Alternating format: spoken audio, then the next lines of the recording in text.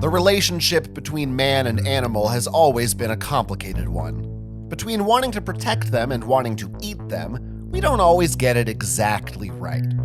Perhaps nowhere in the animal kingdom is that more apparent than with everyone's favorite aquatic mammal, the dolphin.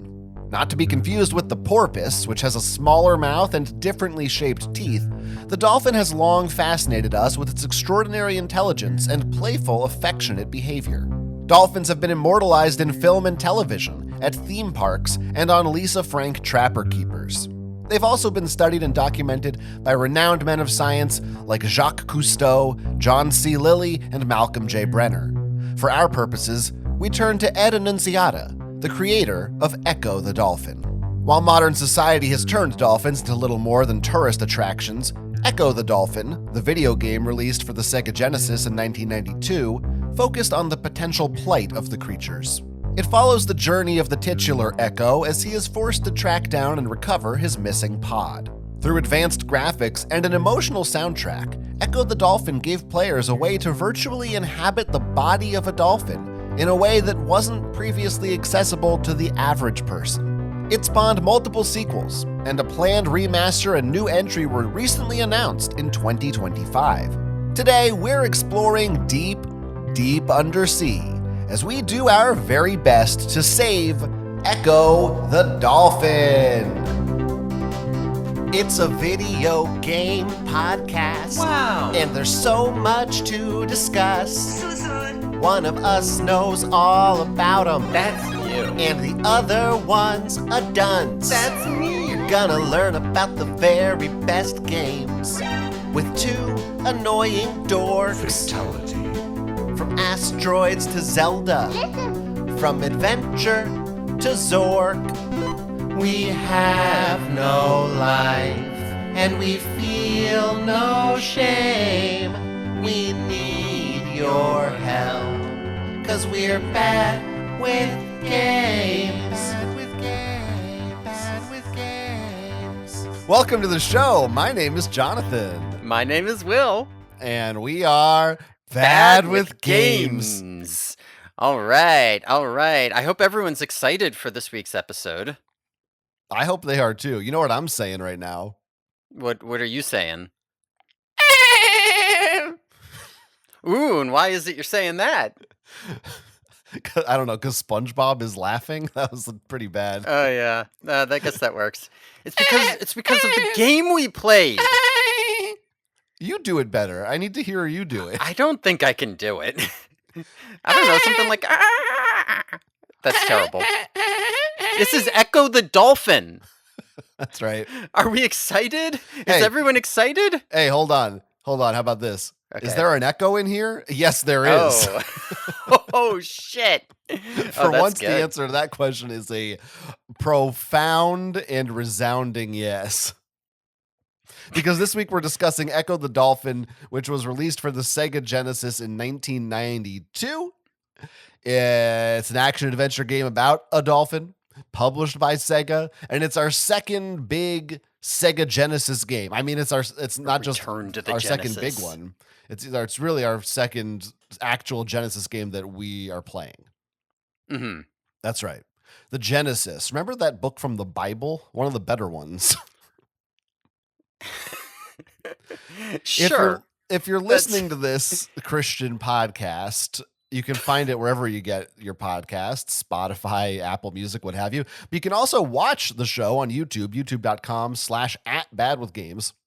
And if you want to see us playing Ecco the Dolphin this week, you'll see footage of that alongside our thoughts on the game. Definitely check that out. If you're not familiar, you'll get a sense for how it looks and plays, plus how we did with it. And don't forget, if you like the show, you can support us by contributing to our Patreon, patreon.com/badwithgames. For $5 a month, you get our Discord channel plus bonus episodes every month. Normally, we wait till the end of the show to announce what we're talking about this week, but we've got kind of a special event coming up. Oh yeah, I'm really hyped for this month. I guess it's not the upcoming month. We're starting. Yeah, it's this month right now. We are announcing it here. Well, we already announced it on the Patreon, but for the normal viewers, now you get to hear this news. This month, normally known as April, on the Bad with Games Patreon will be known as K April. Now, what does that mean, you might ask? K period A period Prill. Prill.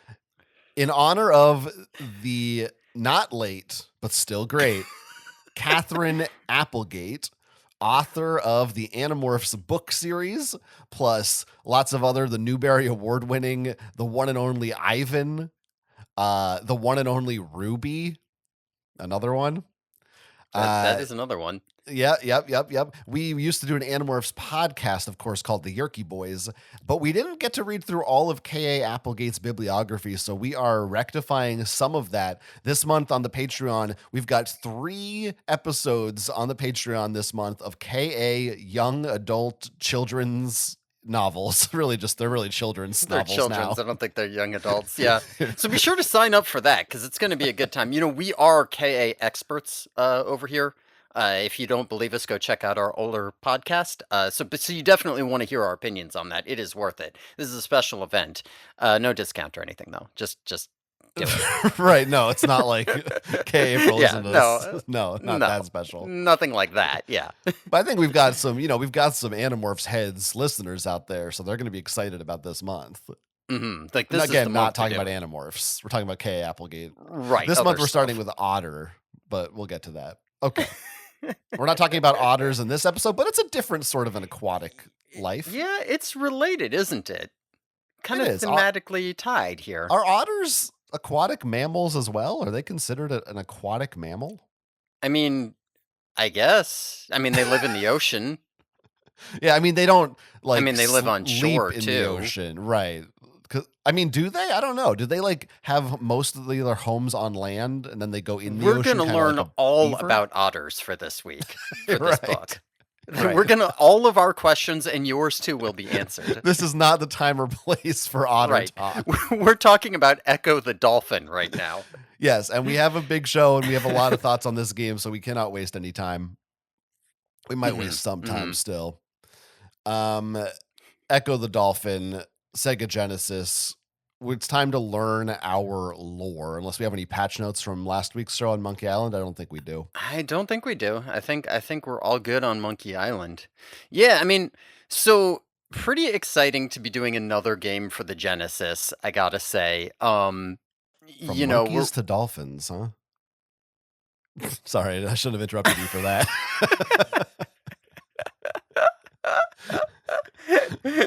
At the time, it seemed like I should, but looking back, it's probably not worth it. Probably wasn't worth it. But yeah, I mean, it's exciting to get out here and do another Genesis game, I think, because, I got Sonic, which is, this is the iconic Genesis game, right? This is the one that, everybody knows. Now, Ecco is a game that I had heard of before. Right. But it's not a game that I really knew anything about to any real degree. I hadn't even seen gameplay footage of it. I didn't really know. I knew it existed. It's interesting because it's I feel like it's a very famous game in its existence, but not necessarily in its I don't know, popularity. Yeah, how widespread, ubiquity, maybe, right? People. Correct me if I'm wrong. Everybody has kind of heard of Ecco the Dolphin, right? But how many people have actually played this game? Yeah, I feel like that's true. In a way, it's kind of similar to the dynamic we discussed with Monkey Island last week. I think everybody knows that title, Ecco the Dolphin. I mean, at the time, Sega Genesis was the big console with Super Nintendo in the 90s. So, and this was one of the big games on it. So a lot of people played it. A lot of people were familiar with it, or even if they didn't play it, if you were gaming at that time, you would have gone to whatever your local toy store. You would have looked at the shelf and Ecco the Dolphin would have been there always. So, and it's, there aren't that many games about dolphins.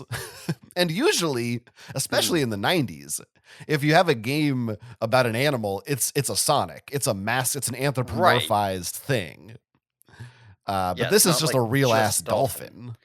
Yeah, I wonder, having only seen 2 Genesis games, is the reason everybody knows this specifically because, uh, like, you go to the shelf and you'd be like, "Oh shit, there's a dolphin game," and everybody loves dolphins, right? Like, that's like a big cultural thing. Or is there something like particular about this game that makes it stand out, or maybe there just like weren't enough titles? Like, I don't have enough to compare it to in the Genesis catalog, really. Yeah, I mean, Sonic was out at this time, so like Sega, the Right, Genesis had taken off. right. There were all the games that we talked about last week, like Golden Axe, Altered Beasts. There was other stuff Mhm. going on, But but but I haven't like heard of most of these other ones. well, Like, I not don't know. really. I don't know why Echo the Dolphin stood the test of time, breached that cultural barrier for you. Hmm. Yeah, I mean, I'm not sure either. Those of you who have listened to our other podcast will know that, I don't know. I got a little bit of knowledge about dolphins. Uh, but I do know Echo, this. but Echo, you may remember from our coverage of Book 4. But Echo the Book Dolphin 4 of what? You specifically need to of people don't know what you're talking Animorphs, of about. Animorphs. We already went over this. We did an Animorphs podcast. Animorphs Book 4, which is, of course, don't tell me. Don't tell me. I can Mm-hmm. see the cover. You can do it. Cassie You turns did a into a whole. dolphin. Mm-hmm. It's called the fuck. He's it's called the fuck. Yeah. He's an expert, trust me. He did a No, whole hold on. podcast with me. Hold on. The He first can one is do the this. invasion. The second Right. one is the visitor. Right? The third Mm-hmm. one is Tobias. It's the encounter. Is that 3? Mm-hmm. Oh fuck. Okay, 4 is the. It's not the separation. It's the What beachy the what beach. what happens? The Cassie visitor. hears something. She gets Right, something she gets dreams. from The Axe. signal, You're the message, the the message. message. You did it. Yeah. Damn, that was hard to conjure for some reason. Anyway, yeah, uh, we reviewed that. We yeah, go discussed check it. that book out if you wanna get a little bit more in depth on it.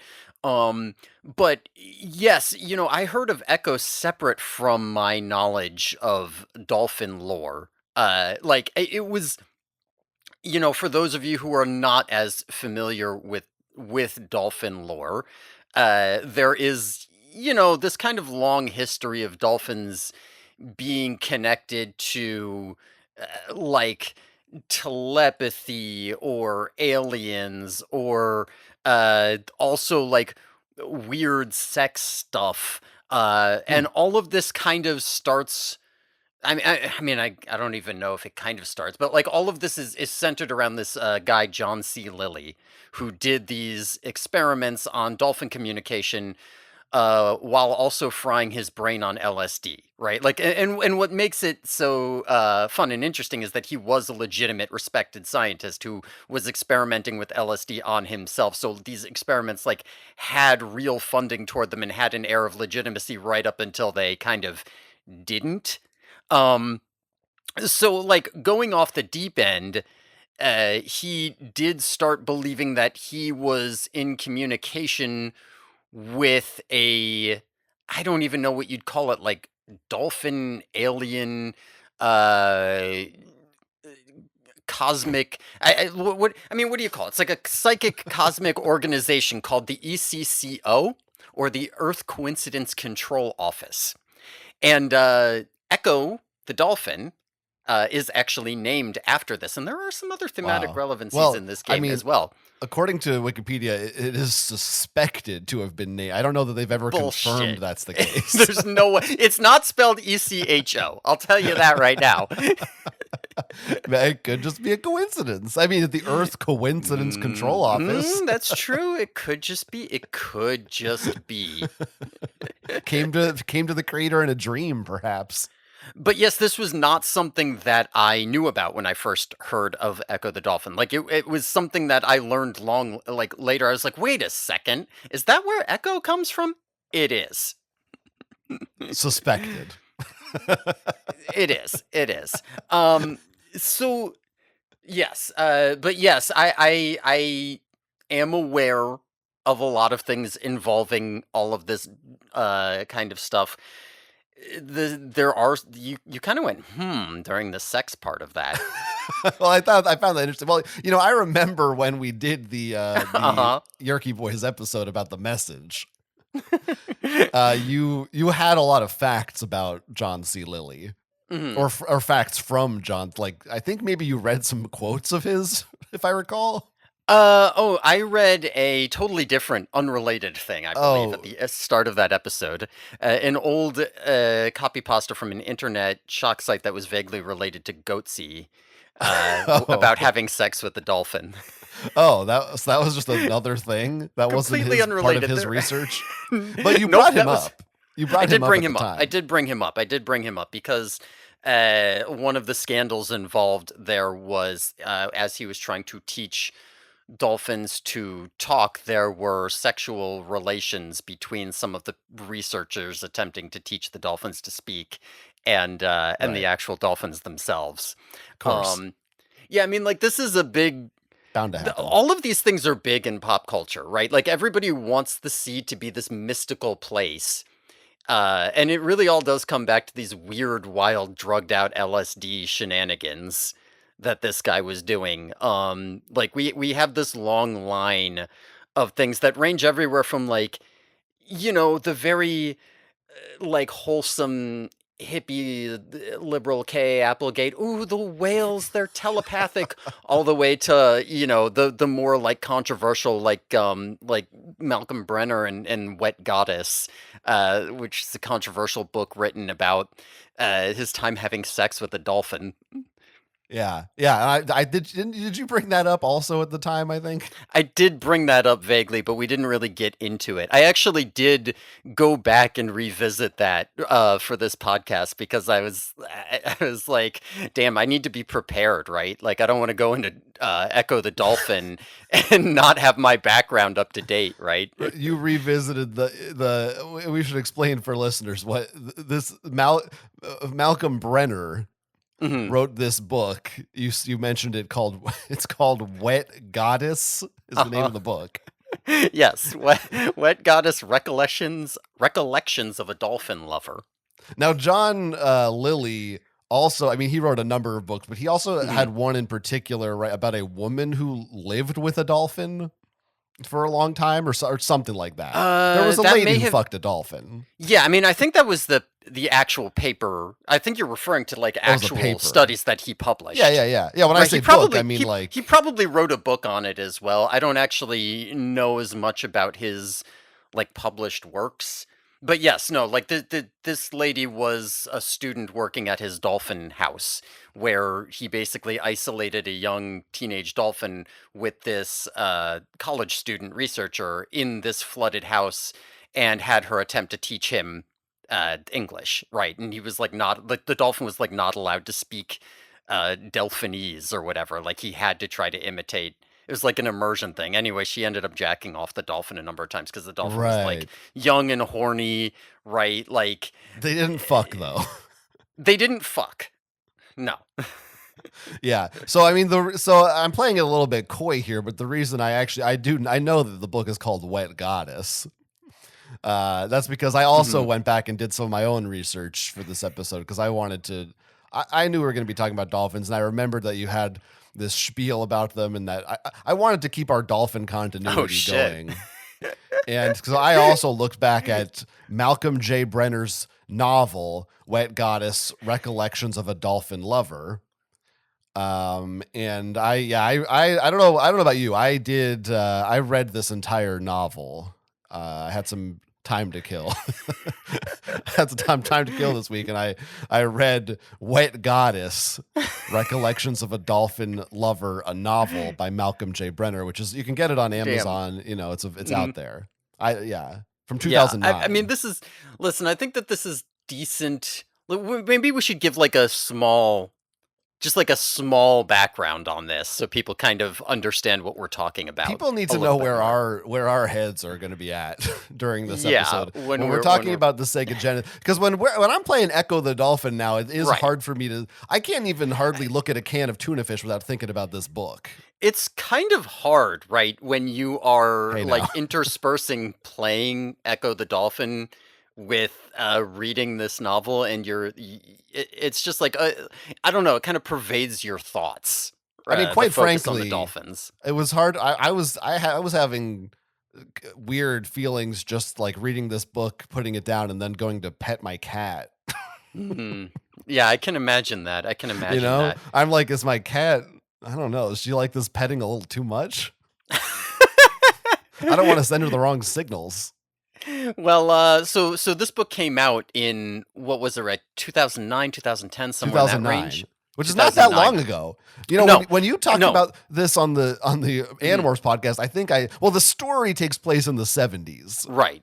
So I think I thought it was like this weird, obscure thing from the 70s or 80s, but it's actually published very recently. Yeah. No, I mean, so I kind of hid some information from you Yeah. on the Animorphs podcast about this Oh, because the what the reason I fuck? know this about this book, there's a reason I specifically like had this book called to my attention in particular. Because I mean, it was like a controversy when it came out. People were like, "What the fuck? This guy wrote a book about fucking a dolphin," and it's like fictional, but he claims it's all true, and he just changed around the names, and he's openly talking about it.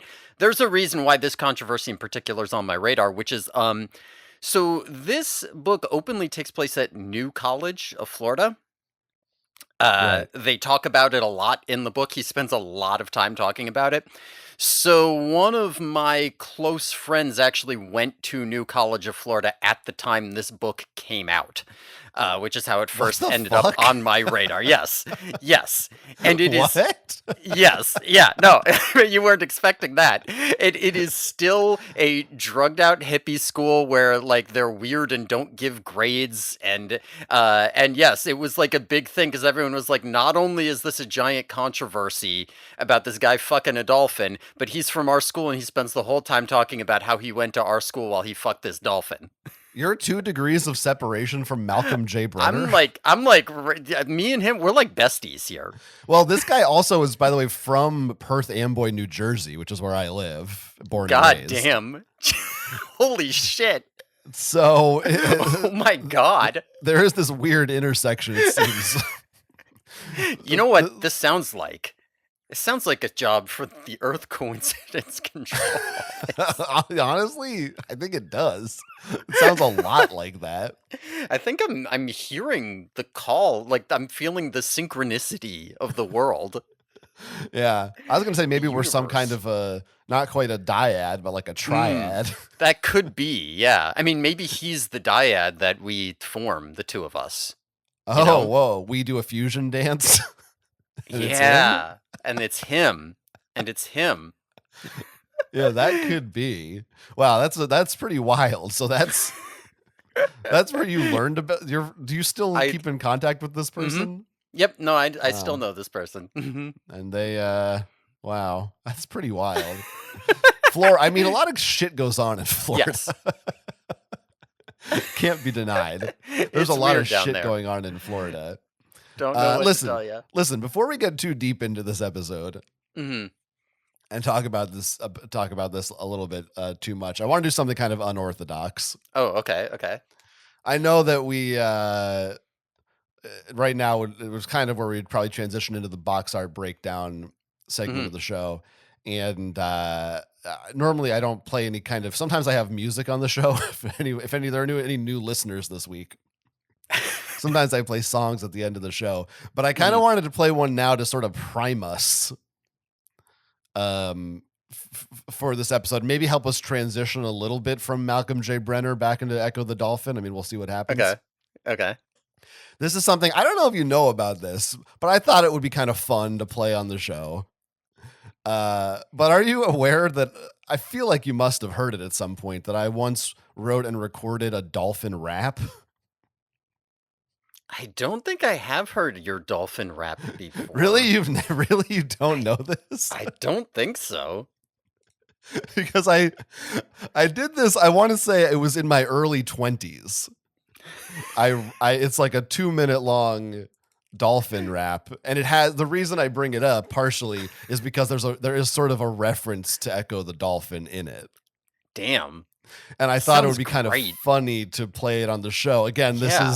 this is the thing that I like, judge it all you want, but just for context, this is from, this is like 14 years ago that I made this song. So, the quality of it is Yeah. not amazing.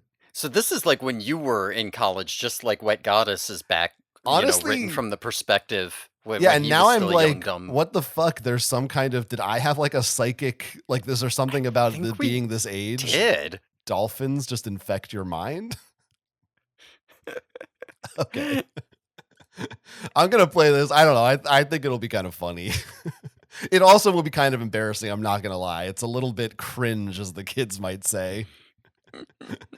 It's just the idea of the song was that I'm a dolphin who's rap. It's like, what if a dolphin was a gangster rapper? Was the joke. Oh boy. I hope it's not racist. I don't say any slurs or anything. Well. All right. Just for a little bit of fun, we're shaking things up this week. We're getting goofy today. Here, listen to this.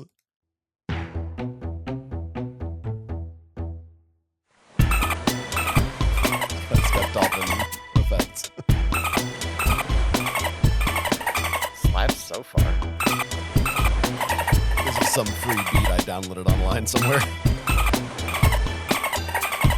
Dolphin in the land, I got fins, I don't got hands. Learned to breathe the air so I could form a hip-hop band.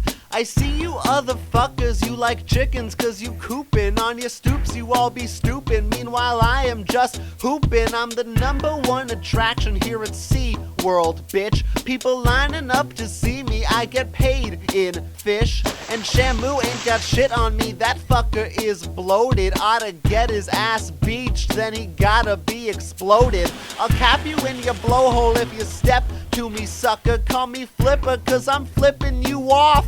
Motherfucker, this is one aquatic mammal you don't want for your nemesis. You may remember me from consoles such as Sega Genesis. If not, don't worry, cause you will see sooner that I'm the best and all these other MCs just tuners.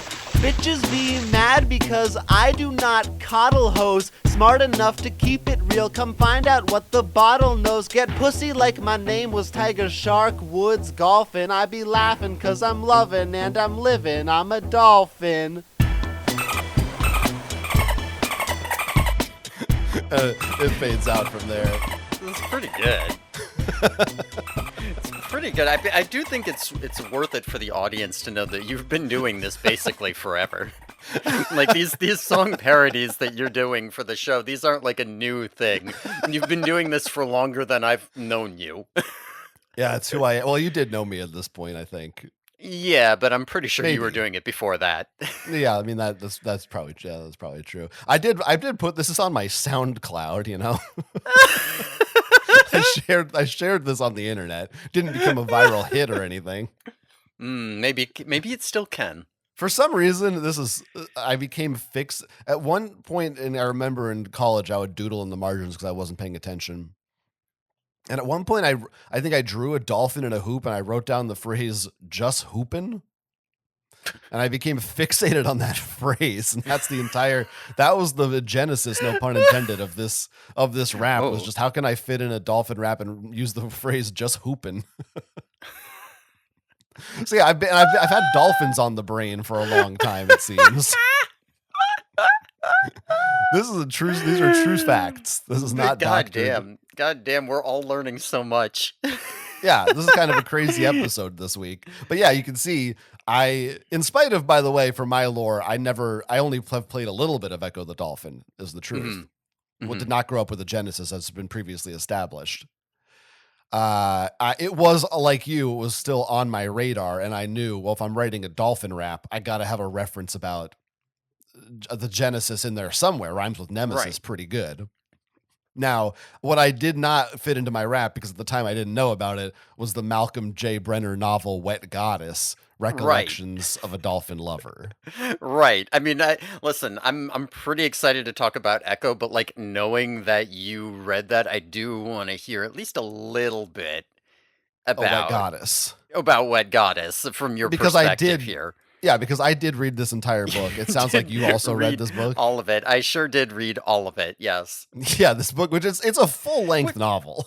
Yeah, it is. I mean, what I had to go download it. It's Like the like pages are 400 fucked up, but yeah, it's pages. like 400, 300 to I 400 think pages somewhere in that range. I think they're like the text is not small and it's like it's not complicated language, so it's like pretty easy to read quickly.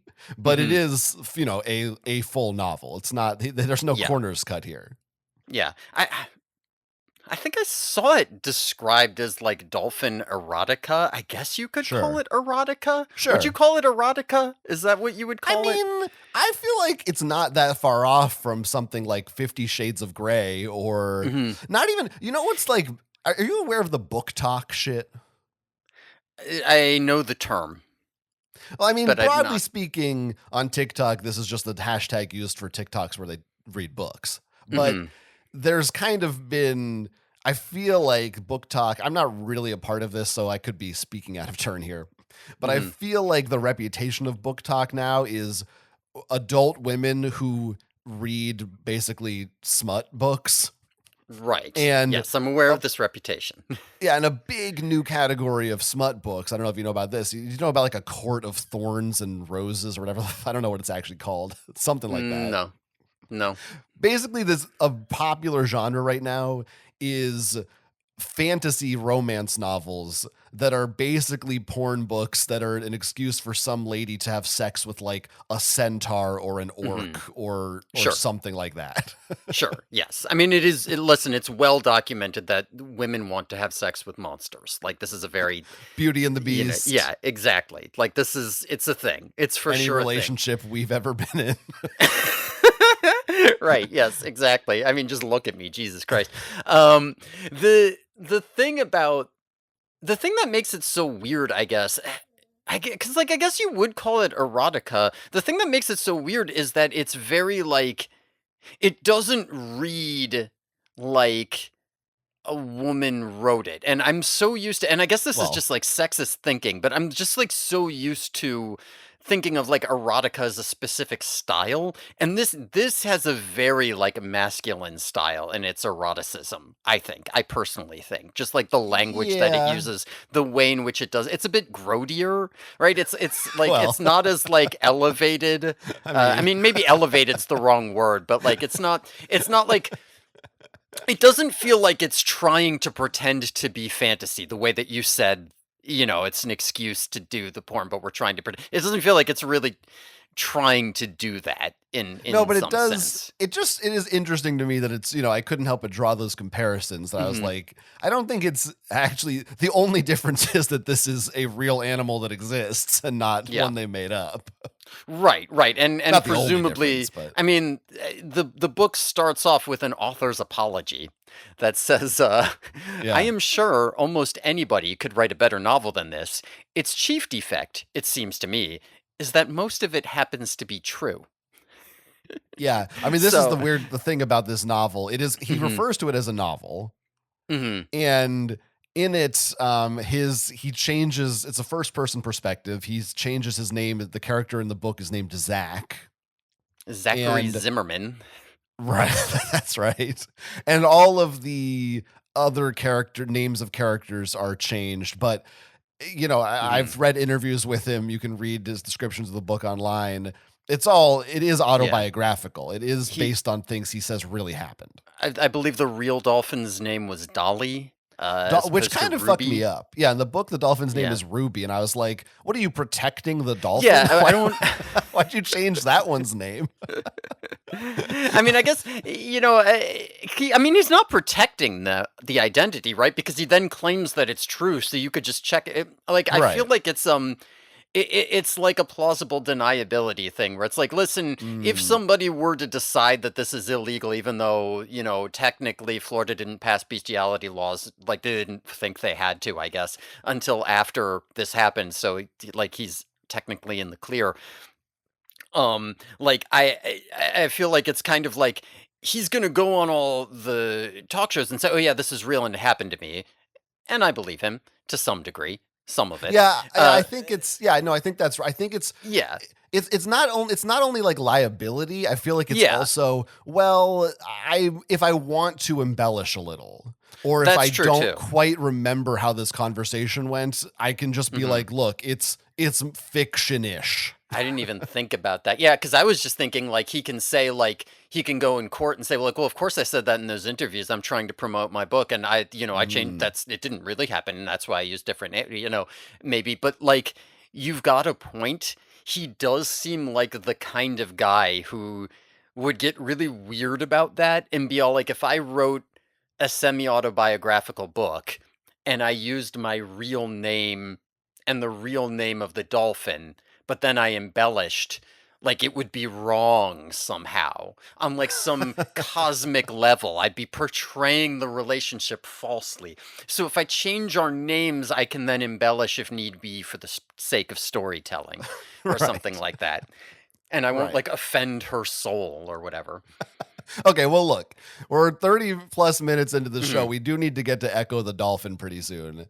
But we've kind of been dancing around the idea of this book. We haven't really, we kind of said it, but we haven't explicitly laid out what the actual plot of this book is. And I do want to kind of do that to give people a picture of this, because it's fascinating stuff.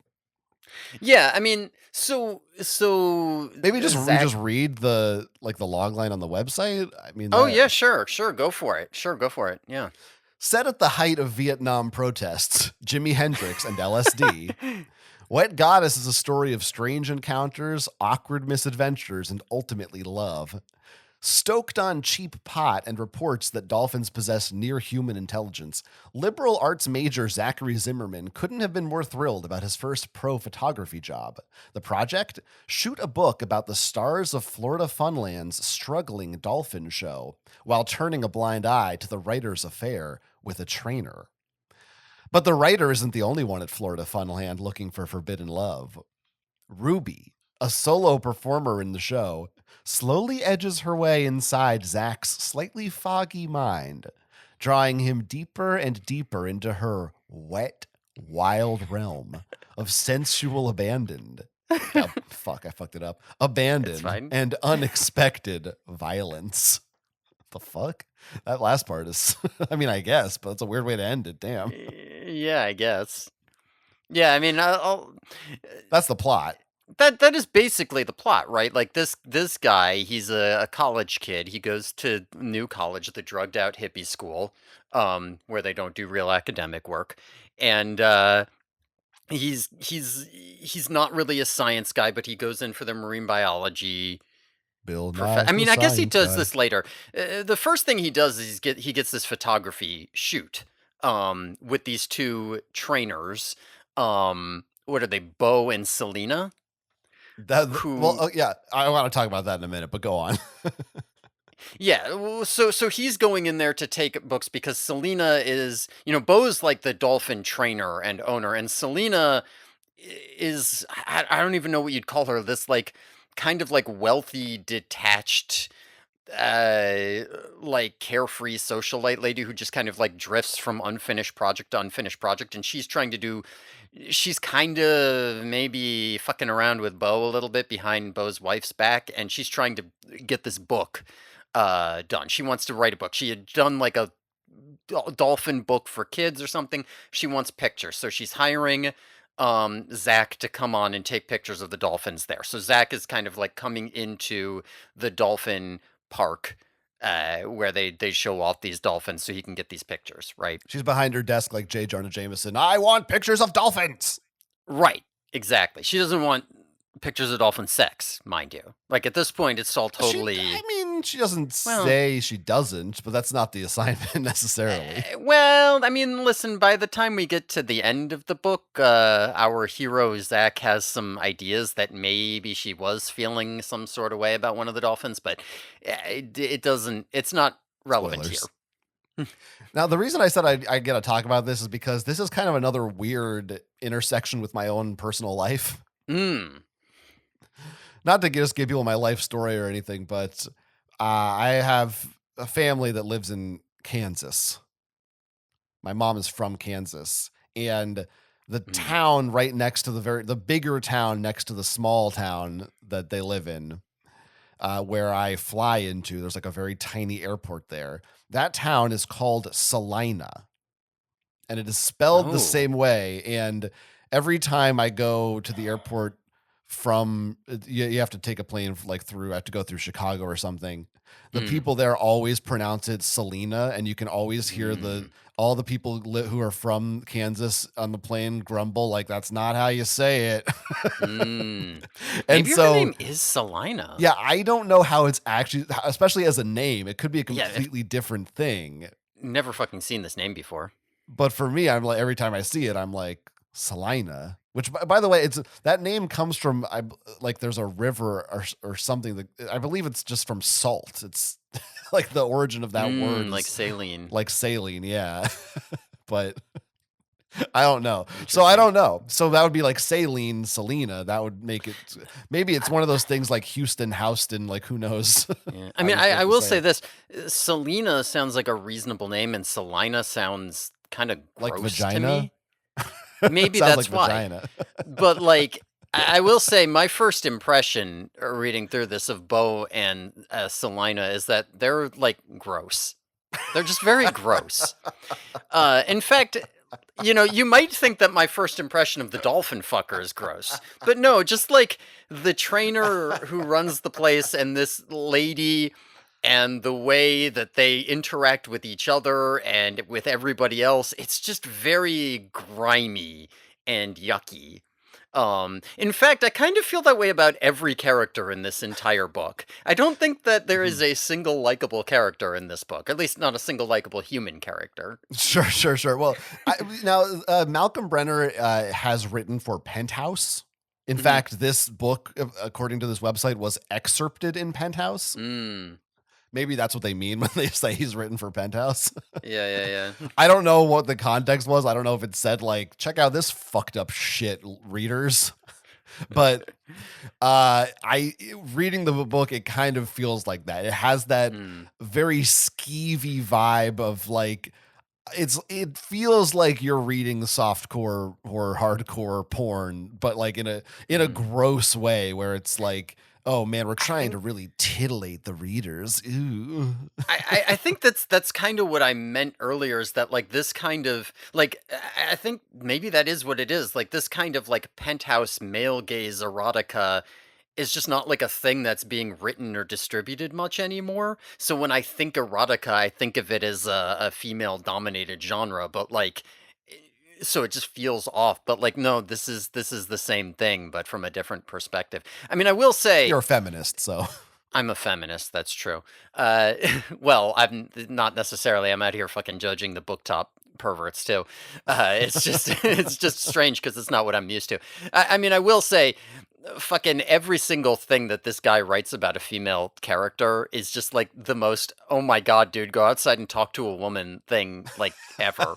Like it's just fucking. Yeah. Ew. It is. I mean, the way he describes, I mean, the first time you meet Selena, it's, I mean, every time she is in a scene, she's just talking about like, oh, her buxom figure and all this shit. Yeah. It's like, all right, buddy, take a fucking cold shower. Are you into dolphins or humans? Pick a lane. He's fucking into both. Well, I'll get into that because I have some thoughts on this guy, because I do think that this is a pretty revealing book. Like not just revealing in the sense that like, oh, he wants to fuck a dolphin. I think it says things about his personality. I mean, I have a good passage here that I can read as an example here. Please. He says, that morning, Selena wore a white cotton blouse knotted under her ample bosom and short gray shorts. Her figure wouldn't admit she'd brought 3 children into the world, but the rich can afford things like that. If her hair hadn't been pulled back and tied with a blue bandana, it would have rolled down her back like waves on a beach at sunset. But most of all, it was Selena's eyes that caught you. They were jade green, and they could cut you 1 second and giggle the next. Not at all like the dolphin's eyes. It always comes back to the dolphins. Always comes back to the dolphin. I have a much grosser quote from the first chapter here that I might not bother to read because it's Is it about Selena? Yeah. I sort of want to hear it now. Well, First he's looking at Selena, and then he sees Ruby rolling over and exposing herself. The dolphin. He says, Ruby the dolphin, he says, I was able to observe that, except for a short and curiously unrevealing slit where the peduncle met the trunk, her streamlined undercarriage bore no obvious traces of pubic hair, teats, or genitalia. At that moment, the contrast between the females of our two species, mine so well endowed with secondary sexual characteristics, hers so nearly lacking them, couldn't have been much greater. Oh yeah, I mean this. I'm glad that you read that, and our listeners and viewers are glad too, because yes.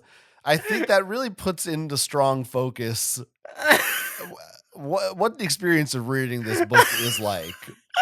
Because there are, for most of it, I felt like guy on train shaking his head dismissively as he reads book, but not performatively in my own home.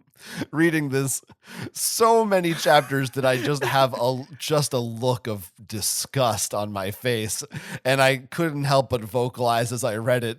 Sometimes exclaiming, "Oh no, no, no!" as things developed.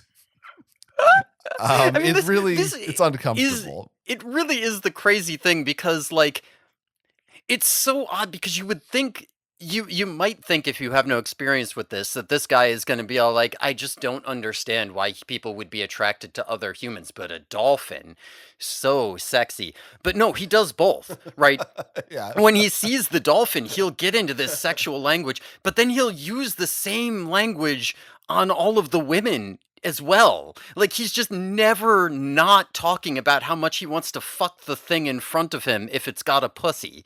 And he brings it back and forth, right? Like, that's the thing. Like, the grossest part isn't even him just talking about how sexy the dolphin is. At that point, in my mind, I can kind of abstract it away, right? Like, you can just kind of say, like, okay, sure, he's a dolphin fucker, whatever. But then he can't help but make the comparisons and bounce you back and forth. It really, I mean, it really has an impact. I'll tell you that. It almost feels like a bait and switch. Like, if you didn't know, you're like, oh, he's going to fuck this sexy writer. Right. And then, oh, huh? What? Swerve. Didn't see that coming. And hey, neither did he. As he says, he says in the intro to the book, yes. He writes in italics, I never intended to fall in love with a dolphin. Yeah, I mean, he repeats it later. He says, I never intended to fall in love with that string of characters, she-dolphin. Now, that string of characters, I think it's supposed to be a dolphin noise, like in SpongeBob when they do the curse, because they say fucking in this book all the time. When there's a string of characters, it means it's a dolphin noise. Yeah, you're right. He's translating in case there's one that picks this one up. Yeah. He also, that kind of extends to the other male characters in the book. I feel like there's this overall atmosphere pervasive in this novel. They said at the beginning, set at the height of Vietnam, Jimi Hendrix and LSD, that it kind of has that, hippie, free love sort of thing. And there's times when he's talking to his buddies and they're like, yeah, dude, it's cool to like fuck whatever, man. Yeah, it's cool. We're all fucking. Oh, I was eating that girl out on the floor. Fucking yeah. Let's smoke up, bro. Kind of really good impression. Thanks. I don't like, as you said, none of these people are people I want to be in a room with ever. Yeah, there really is, because first of all, there are too many characters in this book. I'm just going to say outright. Way too many. And they don't need to be in, like, even like Bo, it's like, why? I don't care. This guy's story doesn't not matter to me. Yeah. Like, what is this? Boring and I don't give a shit. And like, there's also Hank, the other trainer there that Selena fucks at some point. And like fucking the Otto, who is somehow related to them. And Tuna. Yeah, well, those are his college friends, right? Right now, I'm just going through the fucking Florida Funland. The Florida Funland people. Not to mention the fact that all the dolphins there Like, he gets into their personalities too. Like, so we do have to, like, also learn about Bimbo and Satan and Gator and Saki, right? Like, Those are they their will names. pop up. Yep, Also, they will pop remember, up. that means these are names he made up because he changed the Dolphins' names. Mm, that's true. That's true. That's true. But He yeah, came and up then with on that. top of all that, he's got his stoner college friends, which these are all also like weird pothead, whacked out on LSD, into strange transcendentalism hippie shit, going to New College. There's a type that goes to this school for sure. There's Um, something strange too, I think, about the fact that he is writing this at 60 years old, more or less, about yeah, his experiences when he yeah. was 20. So you have a weird combination of gross, horny college kid with gross, horny 60-year-old guy. A little bit, like kind of the, sometimes the worse aspects of Stephen King's writing, where Mhm. sometimes he'll like just mention a lady's breast size, and you're like, well, Stephen King, that wasn't really pertinent to the plot, but okay. You kind of get that gross vibe, a little bit of like, oh, like a weird old man is reminiscing about his wild college days about wanting to fuck everything. Mhm. It's gross. Yeah, I mean there's It's several squicky. sections where he has these like weird bits where like I don't even know how to describe it. Like, he's got this way of viewing himself that I He's think kind got of the way of viewing. encapsulates both of these things. Like, there's a passage, I'm trying to see if I can find it, but he basically talks about like, oh, well, I was a dumb kid, and I'm kind of embarrassed by the way that I used to act back then. Uh Not that I did anything actually wrong, but the way that I presented myself might have made other people think that I thought I was better than them. But of course they never said that to me, and it never did anything. And I'm like, that it feels like it comes from a place of, you have never grown or matured. You do think that you're better than them, right? You have never grown and matured, but as an adult, you present that differently. So you're like embarrassed about having been a kid and done that when you were a kid, but you're still doing it now, but you don't know how to reconcile those two things. So it just comes across muddled and confused. I think the one thing that comes through a lot in this book is that, for sure, that this guy Malcolm Brenner absolutely does think that he's better than everyone. Oh yeah, it's very clear. There are so many passages where where anytime anyone challenges his ideas in any way, he always characterizes it in a way of like, oh, what a small-minded, simple thing you are to think Hmm. that way. There's a few parts where, someone will say something like, I used to think like you, but now my ideas are mature. And then he says, implying my ideas were immature. Like, just Yeah. challenging that. Like, he's too much of a pussy to actually say that shit in the Right. moment. Right. Right. Yeah. No, I mean, like, all the time he'll say, like, ugh, so much for scientific Right. objectivity, right? Yeah. Like, God, I went out here and I was all like, I'm pretty sure I had an experience where she was talking to me and I talked to her, and the people are like, I don't know that. I mean, did you even record it? No. And also, if you did, how would, like, does that mean anything? Like, she made some noises at you, dude, and you felt like something was happening. This proves nothing. And he's just like, they're so closed-minded. God, the fucking scientific orthodoxy of the thing. And They don't and get it. yeah, like, there's this like, I'm a liberal arts guy and I'm resentful of the scientific institution, which is so funny because this idea of like the liberal arts guy versus the STEM guys is the sort of thing that really immature people might think in freshman year of college and no further. But he still clearly feels this at fucking 60 40 years years old. later. Yeah. Yeah. I mean, my favorite part also, though, is when he later has to go to a real school. Like, he transfers out of New College into a school that actually gives, like, grades and shit and where everyone isn't drugged out. And he immediately is just like, I'm disillusioned with academia. Right? Like, how dare they not just let me fuck around and get high and then be like, oh, he did the work, I guess. He's a good student. Yeah, his whole impetus for doing this doesn't even make sense. Yeah. He's like a film student, or he wants to be a film student, and then he's like, but hey, what if I also, like, I don't know, go take pictures of dolphins, even though it's not my, why? I don't, what is this? Yeah. And then he's like, I'm reading about John C. Lilly. He comes up a lot in this book. Yeah, and I want to, like, I want to replicate his experiments with dolphin communication, and like, first of all, he doesn't ever do that. He doesn't even come close. Like, sitting in the pool and making noises at a dolphin is not replicating an experiment. It's not even an experiment in the first place, and he doesn't write it up. But then, so he's like talking to the marine biology guy, who's all like, do you have any idea what you're doing? What even is this? This is, everybody around him is just like dumbfounded by him the whole time, right? And he's just spends the whole time like, they don't get it. They don't understand the connection that we have.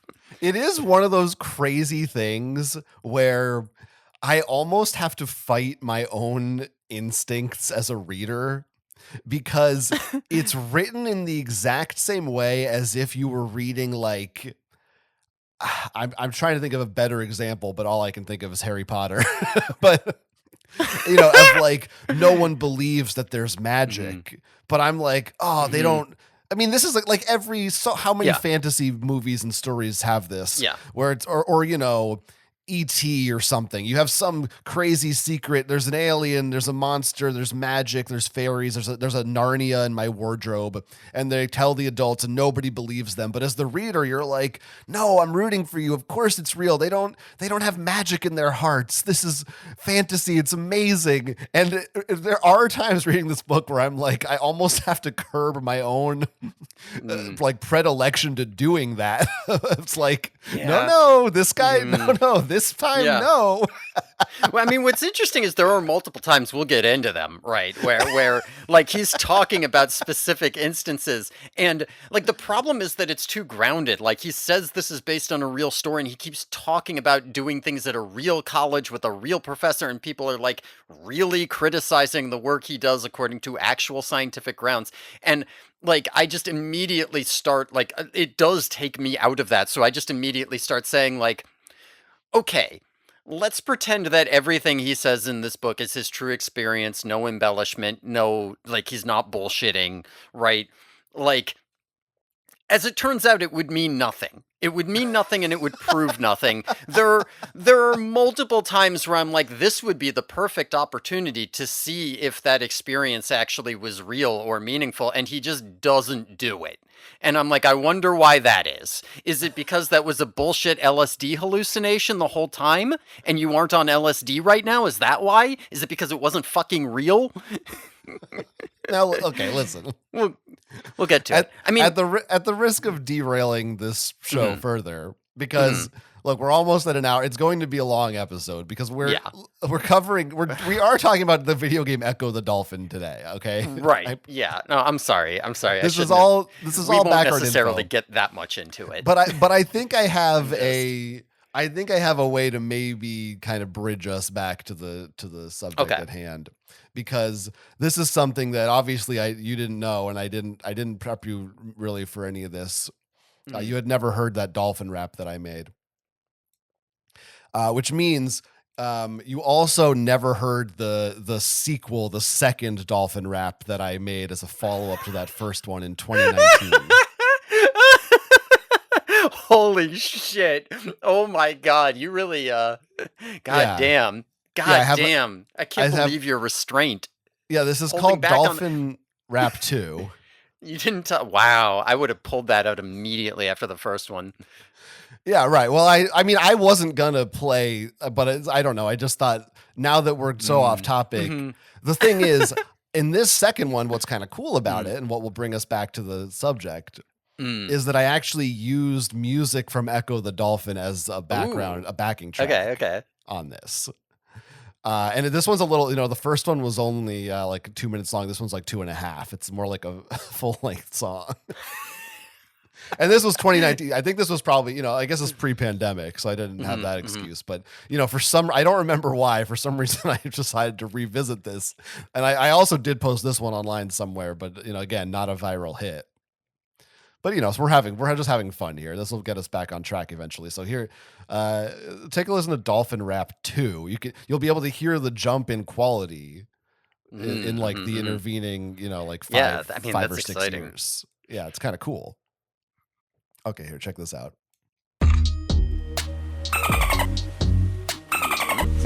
Gotta keep the continuity with the noises. Dolphin back in it. Dolphin here to win it. The DJ gon' spin it, cause I straight fin it. And y'all straight finished. I know it's been a minute, but my powers of articulation have not diminished. I'm still the aquatic mammal whom you do not want to battle. Get back in your boat and paddle out the nearest open channel and fuck off to the wharf. Plant your feet on the earth. Keep your head above water. Stay the fuck out my surf. No, don't try to attack this. Don't try to combat this. You wanna come at this? I'll go blackfish on your ass, bitch, on the Sea World diet. I see the world, I try it. I got 100 teeth if you do not come quiet. I'm coming for your money. I'm coming for your daughters. Got no law in international waters. Yeah, I did time for a bit, cause I'm a misfit. Got a rap sheet longer than a blue whale's dick. Bitch, I'm perfect. I'm gorgeous, like orcas, enormous. People call me pointless, cause I serve no porpoise. But you serve me like a plate of sushi. And you got 2 knees, so get down on them, please. I got the ladies steaming, cause I know Morgan Freeman. Think I'm a submarine from the way they want my semen. And my punchlines come too fast for you, but I won't, babe, I'll last for you. This ocean is too vast for you. I want a hoe, I'll ask for you. We tried it out, humanity. Now make way for the manatees. Our ocean life comes fast and free. This isn't simple vanity. You've gotta learn your station. Got crustaceans with frustrations. I don't need echolocation to foresee your ruination. No flotation, need hydration. Take an extended vacation from which you won't be returning. This your only call for boarding. So y'all, here's your final warning. I can swim. What the fuck are you gonna do about global warming? Your hellscape, my play place. Check the label. Dolphin unsafe. Check the label. Dolphin unsafe. Yeah, that's Dolphin Rap too. God damn. Yeah, I do hear the jump in quality for sure. What inspired you to make a follow-up in 2019? Yeah, no, I have no idea. I don't remember. I don't know why I did that. I don't know, but I did. The end of that is a little bit, I mean, you could chalk this up to the dolphin's own hubris. But it is, in fact, the case is that if should global warming, and it will, ruin the planet, the water will heat up and all the dolphins will die. Right. So right. Yes. He implies that he'll be safe. He thinks the sea levels will rise and that's good for him. Right. But actually, like ocean acidity and temperature and the shutdown of currents is gonna fuck him up, probably even worse. Well, not in the long run, it'll fuck us both up, but yeah.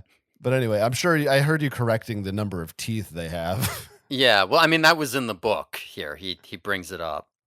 Well, what? I mean, come on. I'm not gonna like 80. I got it. He's true. It's exaggerating. It sounds better. That's true. It's like being like, I got a 13-inch dick or whatever. He's got 100 teeth. Right. There are a lot of dolphin facts actually in the manual for Ecco the Dolphin. Oh, yes. Yeah. Ecco the Dolphin, right, yes. The average length is 10 feet, average weight 440 pounds, average lifespan 25 to 30 years. I was wondering that, actually. I didn't know that.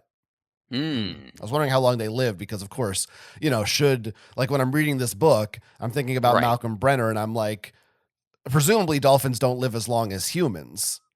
I don't know how old Ruby is. I don't know if he says how old she is in the book.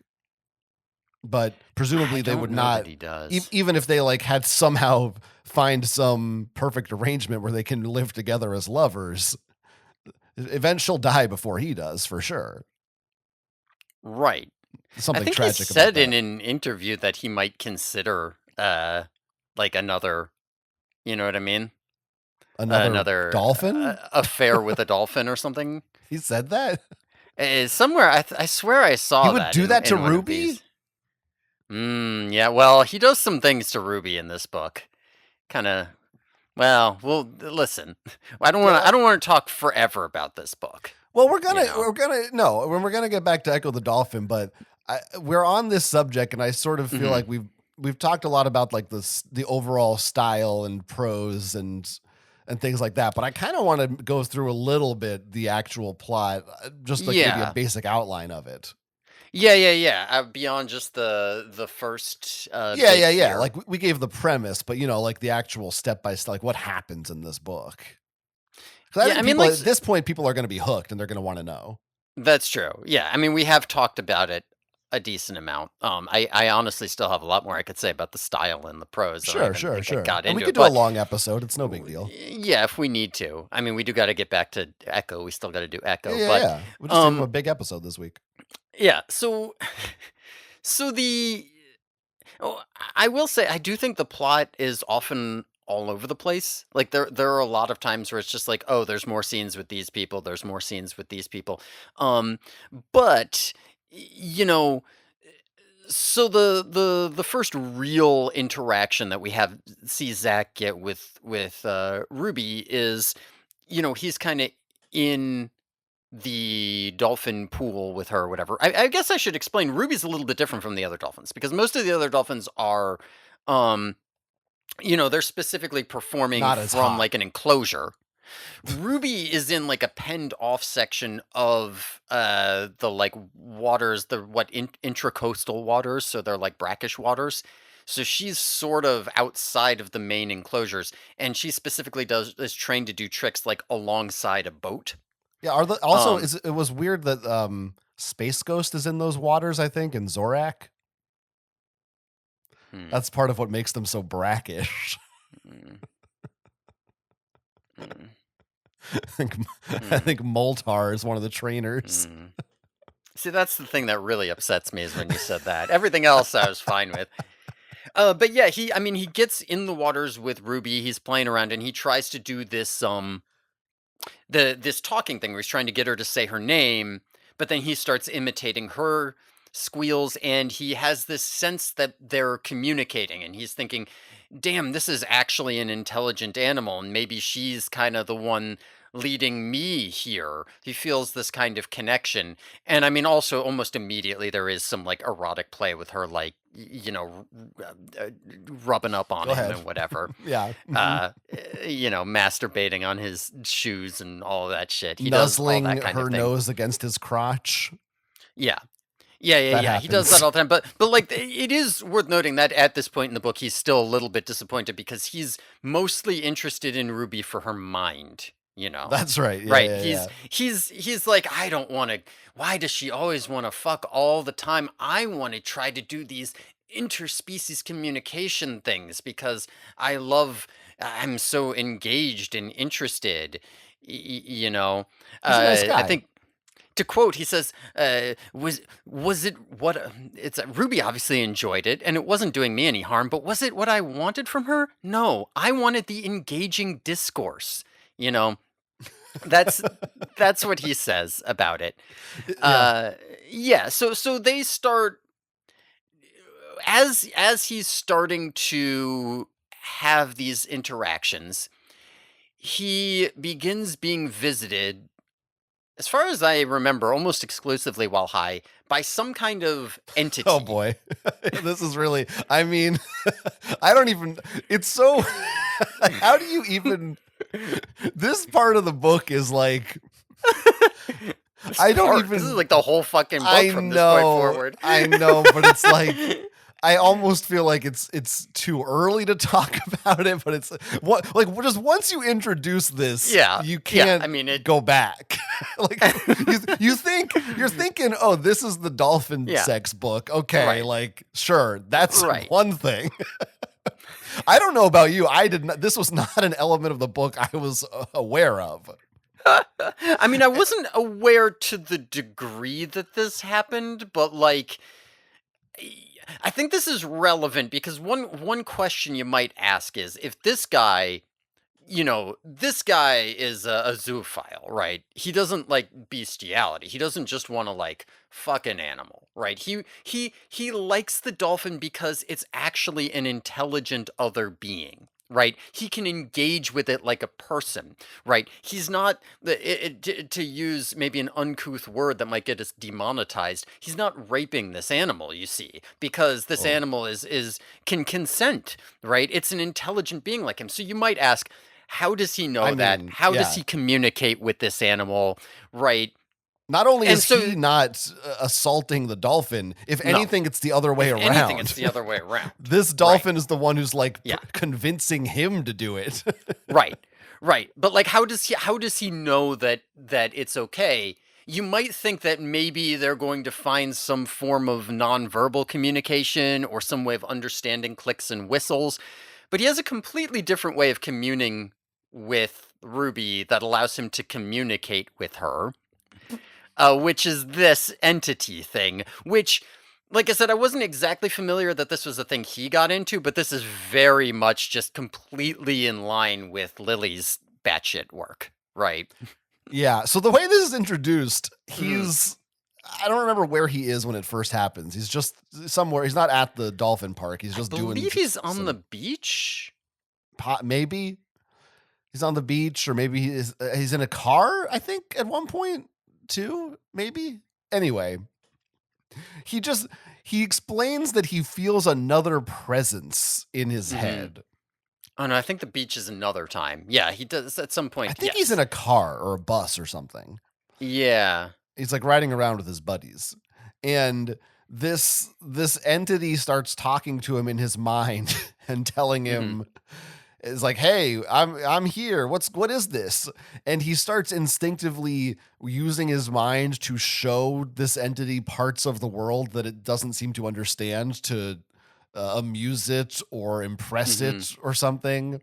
This is why I'm pretty sure it's in a car, because at one point he says that he looks up through the Mm. car and like with his mind looks out onto the Yeah. road and stuff. He like astral projects out Right. and like views all of civilization, and Right. the entity with him is like, oh, whoa, I can't this is crazy. What is all this? And this is at this point in the book, like nothing like this has seemed like a pretty straightforward, if not incredibly fucked up memoir about a guy who Mhm. falls in love with a dolphin, and all of a Mhm. sudden a voice is talking to him in his head.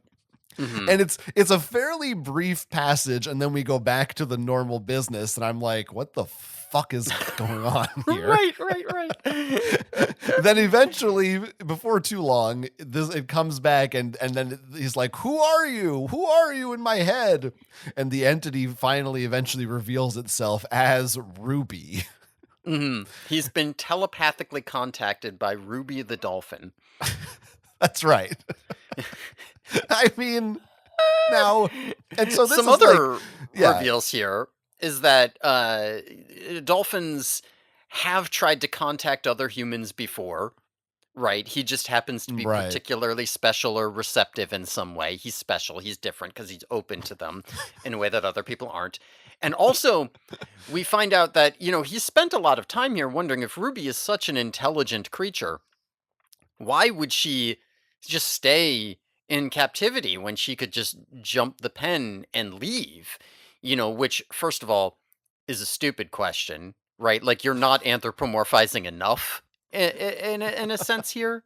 Like, like you could ask this same question about like a slave or like an abuse a partner facing domestic abuse. If it's really so bad, why don't you just leave? Like, it's like, well, obviously I've anthropomorphized the dolphin to the point where I think it's intelligent enough to understand what's going on and feel bad and not want to be whatever, but I can't take it a step further. Whatever, who cares? The point is that he finds out that the reason Ruby is intentionally staying is that she considers herself somewhat of a dolphin scientist, and she's interested in studying humans. So that's why she's intentionally staying close to them. She's particularly interested in him, you see. That's exactly right. and, and so for the remainder of this book, on and off, this is an aspect of it now that it never happens, or not really doesn't happen the same way when they're actually together. Mm-hmm. It's pretty much always when they're apart. Ruby will come into his brain and talk to him like with full expression of English speech. Yeah. And at one point she uses the phrase like an open book, and he goes, "Wait a minute.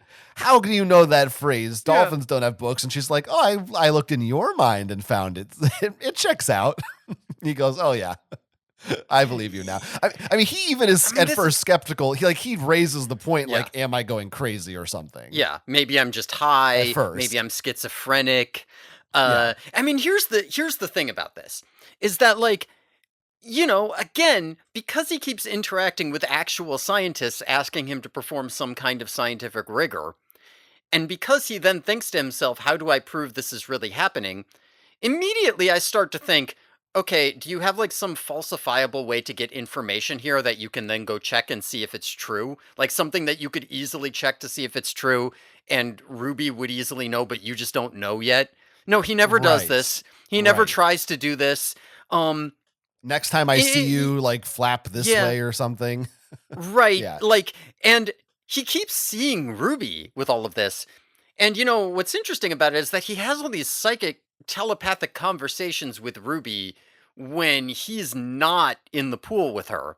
When he is in the pool with her, they barely talk, if ever. Like, he'll get like one phrase out of her, right? But they won't have a conversation, right? It'll just be like the most obvious thing, like, "Oh, Ruby's unhappy right now. I know because she told me." "Oh, really? You figured that out, did you? I'm so glad she psychically told you that. Do you want to talk about it?" "No, she didn't want to talk to me when we were in person." He even brings it up. He's like, "Oh, do we like, why don't we talk? Why didn't you try talking to me in person?" She's like, "Oh, because I didn't need to. We can communicate just fine and perfect without telepathy." "Yeah, because I guess the way she communicates in person is she tries to fuck him. Because in person, all she cares about is that sometimes she tries to get off on him, but then when they're not in person, they want to talk and have conversations that are deep and meaningful." Yeah, I mean, like, here's the thing. I don't know if you've ever been in a long distance relationship before. Sure. I'm one right now with you. That's true. I have been in a long distance relationship, and the interesting thing about it is that you spend a lot of time talking to each other, like on the phone or whatever. When you meet up with the person in person, you continue to talk to them. Like, it's kind of interesting. Like, you don't just say, "Oh, well, we're here in person now, time to fuck, and then I'll go leave so we can talk on the phone later." It's this little interesting characteristic about relationships, Yeah. I wouldn't have thought that, to be honest. Like, maybe this is a little bit of a red flag that maybe this is just some bullshit. Maybe he does legitimately. I do think maybe he's like suffering some kind of like weird schizophrenic trigger by his marijuana or some shit. I don't know enough about it, but like, I could believe that. I could believe he really had these hallucinations, because at no point does he corroborate. If he corroborated them, I'd be like, maybe he's embellishing. Do I really believe this fucker? But like, at no point does he. Right. He could have really in his had own these. book. He doesn't even in his own lie fucking book enough to prove it in his own novel. Right. Which is crazy. It's like watching K-Pax. It's like the Kevin Spacey K-Pax. You're like, is this guy an alien or not an alien? It's like, oh, you're supposed to, it's up to the viewer's interpretation. Sorry for bringing up Harry Potter and Kevin Spacey in the same episode. I mean, listen. Wait till you hear my favorite Louis C.K. bit about dolphins. How much they love to jerk off. Now, there's an interview with Malcolm Brenner on his website where, by the way, it's a hilarious interview because there's like 7 questions and each question is one very simple, straightforward sentence. It's just like, what do you think about interspecies dolphin love? And then his response is always like 20 paragraphs. It's crazy. This guy should have cut him off. I assume he just sent him a list via email, and so he just felt free to write a novel for each one. Yeah. But he writes in one question he is directly asked. He just says, "These questions are such bullshit." By the way, it's not even like forget about softball. That's not even a ball. He just says, "What are your thoughts on telepathy?" Not even like, "Do you really think telepathy is real?" No, just what are your thoughts on it? Yeah. Did you actually telepathically communicate with the dolphin? Do you really think that? Just in Right. general, what do you think about it? But because I wasn't 100% sure what to think until I read this interview about what he would say about this after the fact. But he does seem to be very committed to the idea that yes, like this is something he says really happened to him. He has thoughts about it in terms of like, oh, science is this, and who knows about the brain and all this fucking bullshit. But it's like, this isn't some shit. It doesn't seem like he's just fucking with you or trying to sell books.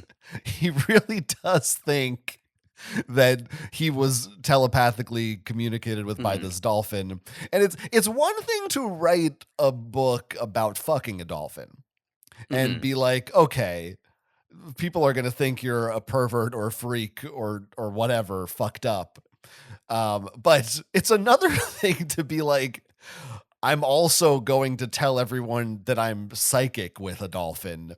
That takes a different type of delusion to be willing to not feel like any kind of shame or instinct saying, maybe don't tell people about that. Although he does have some of those moments in the book itself. Because I would probably be more likely to tell somebody that I thought I was telepathically connected to an animal than that I was fucking one. I'm just, right, but it's like if I was going to do one or the other. There's something about to me it's the difference between being like, oh, you're fucked up and sick versus, oh, you're insane. You're like a crazy person. And it's two different categories of either way. You should probably be locked up somewhere. Yeah, I do think it's both. Yeah, for sure. Yes. It's. I mean, the thing is though, like, again, John C. Lilly, the big guy, the guy who started all this in Boogie Nights. Like, he really believed this shit too. Right. Like, I do think that there is some level of like being immersed in that culture at that age and specifically fucking yourself up on LSD did just like permanently alter the way that they viewed the world. But right. Am I like crazy, or in the book, I feel like he mentioned smoking pot all the time. Yeah, I can't remember him talking really about psychedelics. No. He brings up that they exist on campus, and one time he makes like this side reference like, oh, that guy doesn't really do LSD anymore, so like I did a little bit. But he for the most part, it just doesn't bring it up at all as the thing he does. He mostly just talks about being on pot, and to me it feels like damage control. Right? Like, I wasn't that high, man. I had some weed and that was it. Right. And it's fully possible, right? Like there are, I don't know enough about this scientifically, but there are like real like issues that can arise if you have like schizophrenia. You can like trigger psychosis in some way with any kind of psychoactive substance like marijuana. But I do think this guy was probably zonked out of his head on acid a lot more than he lets on. That's my like like you're saying, he doesn't lie in the book about not verifying his finds, but I do think he lies by omission about how much acid he was doing. That sounds very, very believable to me. I mean, there's like, how else do you explain it? It's not dolphins did not talk to this man. So either he's making it up or so he is clearly there's some kind of mental illness that may or may not have been triggered or brought or enhanced by drug use of some kind. Yeah. Like, cause that's the thing is that like, if you were just trying to make an excuse for your behavior and be like, oh no, the dolphin wanted it, the excuse you make would not be, she psychically contacted me in my apartment to tell me that she was into it. She never talked to me when we were fucking. But like, in between the fact she would talk to me and we had a relationship psychically. Like, that's not what you would say. Just There's picturing a whole host of ways that you can. Yeah. Just no, wait, hold. Let me finish my story. You don't understand. Yeah, you don't get it. Of course, you shouldn't fuck a dolphin normally. But if they psychically, this one psychically spoke to me in my brain. You Like, don't now. You get it, right? He brings up a lot of standard excuses as well. This idea of like, well, she was coming on to me and like rubbing up against me. She clearly was into it. Don't you realize this is a 400-pound animal in the water with sharp teeth? Like, if she didn't want it, then she could just kill me at any. Like, these are the standard excuses that you would have for like, how am I supposed to fuck a horse against its will, right? Like, you know, it could kill me if it wanted to. So clearly that couldn't be a thing. But no, like those are asides. His primary reason that he believes that this is true is because she communicates with him psychically. That's right. It's insane. It's fucking crazy. But I will say those were some of the most interesting parts of the book. Yeah. I was like, you know, on occasion I was skimming through certain chapters being like, okay, I got to get to the end of this book. But anytime I see the bold text pop up and, there's some psychic dolphin talk happening, I'm reading this. Yeah, he needs to talk about oceanic consciousness and, you know, like, oh, well, you know, in the Buddhist ashrams, you know, they teach you to like, you know, they teach you, let's see, pranic breathing, extreme self-awareness, control of brainwaves, thermoregulation. These are all things that dolphins have to do by necessity to survive. So, of course, they're just more transcended than we are, right? Of course they have psychic powers. It only makes sense. To quote, oceanic consciousness was their birthright by natural selection. Now, this is one area where Malcolm J. Brenner has this in common with K.A. Applegate. They do both believe that marine life is capable of psychic communication. Yes. No, this is a thing. This is a thing in pop culture that I brought up on the Animorphs podcast. Like, K.A. Applegate didn't come up with that on her own. She picked this out of a long line of people talking about this thing, which originated with the weird John C. Lilly dolphin communication experiments, and his weird isolation tank. I got high on LSD in an isolation chamber and communicated with the dolphins that I had. Fucking, we talked about like Hitchhiker's Guide kids, right? Where do you think all the dolphins psychically realizing that the Earth was going to be blown up and leaving before it happens? Where so long and thanks for all the fish? That didn't exist in a vacuum. He picked up that idea from a broader cultural idea. Yeah. So long. It all comes back to this. All the fish. Yeah. Wow. Mm-hmm. I mean, that's a really good song. Oh yeah, it's an all-timer. We should have done that on the Patreon, but it's K-April, so yeah, it's K-April. We'll do it later. I'm sure. We'll do it for Echo the sequel to Echo the Dolphin once we get through that. Which of course we're gonna get back to Echo the Dolphin here soon. So stay tuned, viewers and listeners. But I do have some more thoughts about this Wet Goddess book. It's no surprise that. Talking about all the things that you're saying, that he then reveals at the end of the book he became a Wicca. Yeah, right. Is that the singular? Is that what you say if someone's a Wicca? A Wiccan. A Wiccan. That makes more sense. But he's like, this was the only religion I found that allowed for, like animals are gods and goddesses and they can enter your consciousness and shit. Mm-hmm. I also love who does he tell about it? I forget at the end. And they're like, it's like one of his old friends from college, and his wife. And they're like, oh my God, he tells so many people at the end. I don't want to talk about the end just yet, but like he tells everybody about it. His fucking pothead stoner friends, he's telling them about it the whole book. Yeah. At the end, he reconnects with one of his pothead stoner friends, and they're all like, we went off to this weird Buddhist cult thing, and we found that the guru there was using dark black magic to suck my feminine aura out of my vagina with his penis. And we only barely escaped with our souls through the power of our Lord and Savior Jesus Christ. And like, we won't judge you for fucking a dolphin because only God can judge, but it is an abomination in his eyes. And I think that psychic communication isn't the dolphin. I think it's a demon.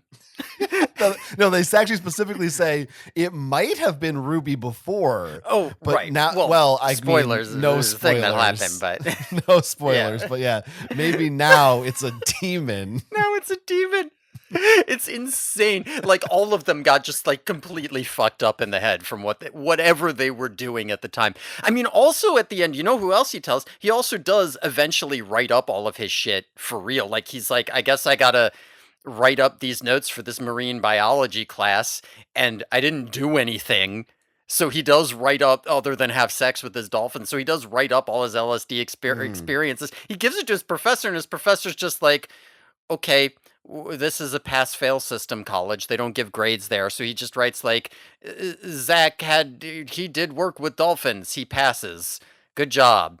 And he doesn't even like he's not even like, what the fuck is wrong with you? Like what? It's insane. Not to mention the fact that in the epilogue, we jump forward and he's married and he's like, oh yeah, I told my wife all about it. Of course I did. I found out that he has multiple ex-wives, all of whom he claims to have told about Ruby and all of whom he says had no problem with it. Or Dolly, I guess. Although I do notice they are ex-wives. I mean, look, you know, you hang out with anyone in the poly community. I bet they're all into that shit. I bet they're fine with it. Uh-oh. You're going to get us canceled here. Oh no. And that's bad. You don't want to be canceled by the poly folks because they have a lot of support. They'll tell all of their partners. Now, I think it's worth noting that there's another book by Malcolm. I call him Malcolm.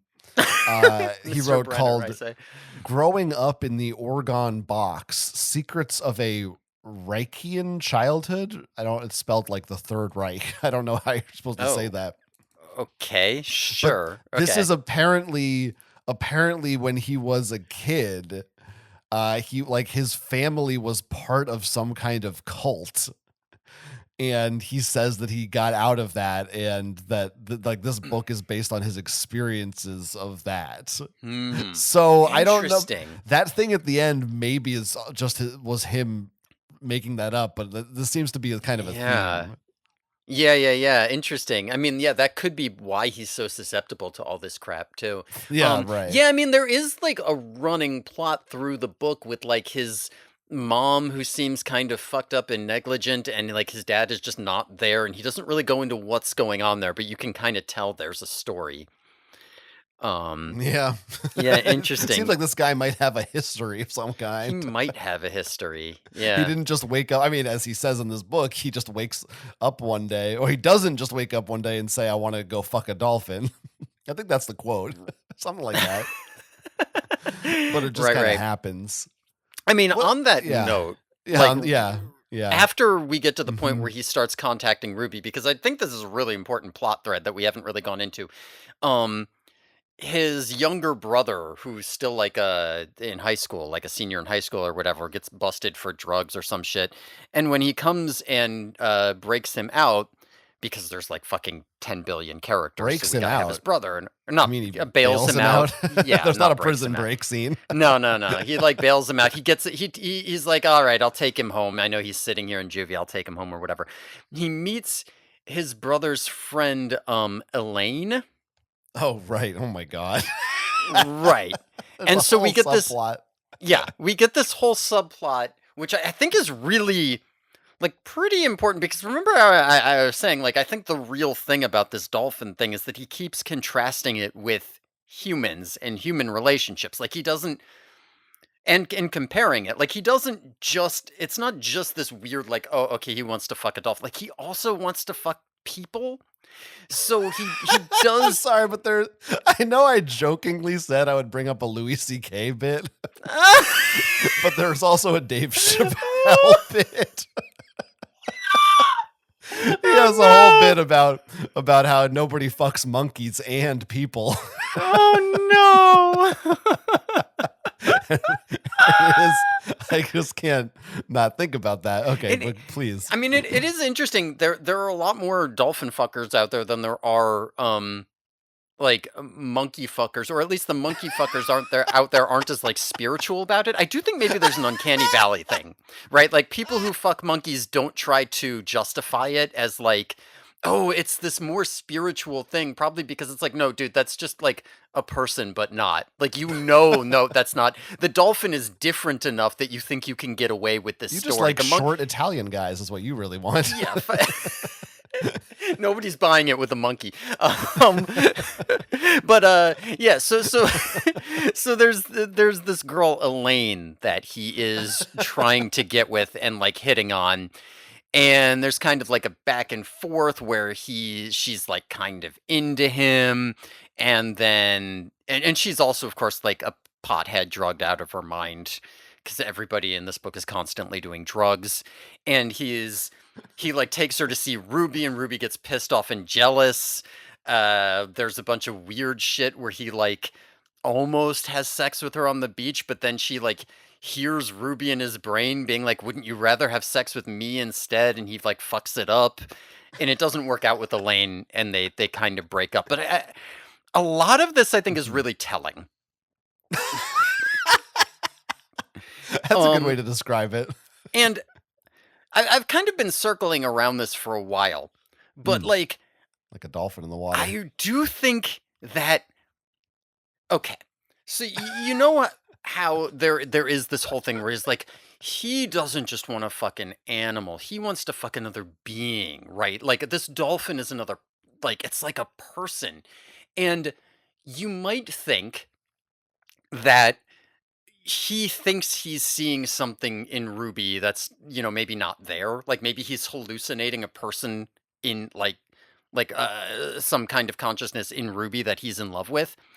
But I actually think it's the opposite, because he talks about Elaine, and he talks about being in love with Elaine and wanting Elaine to love him.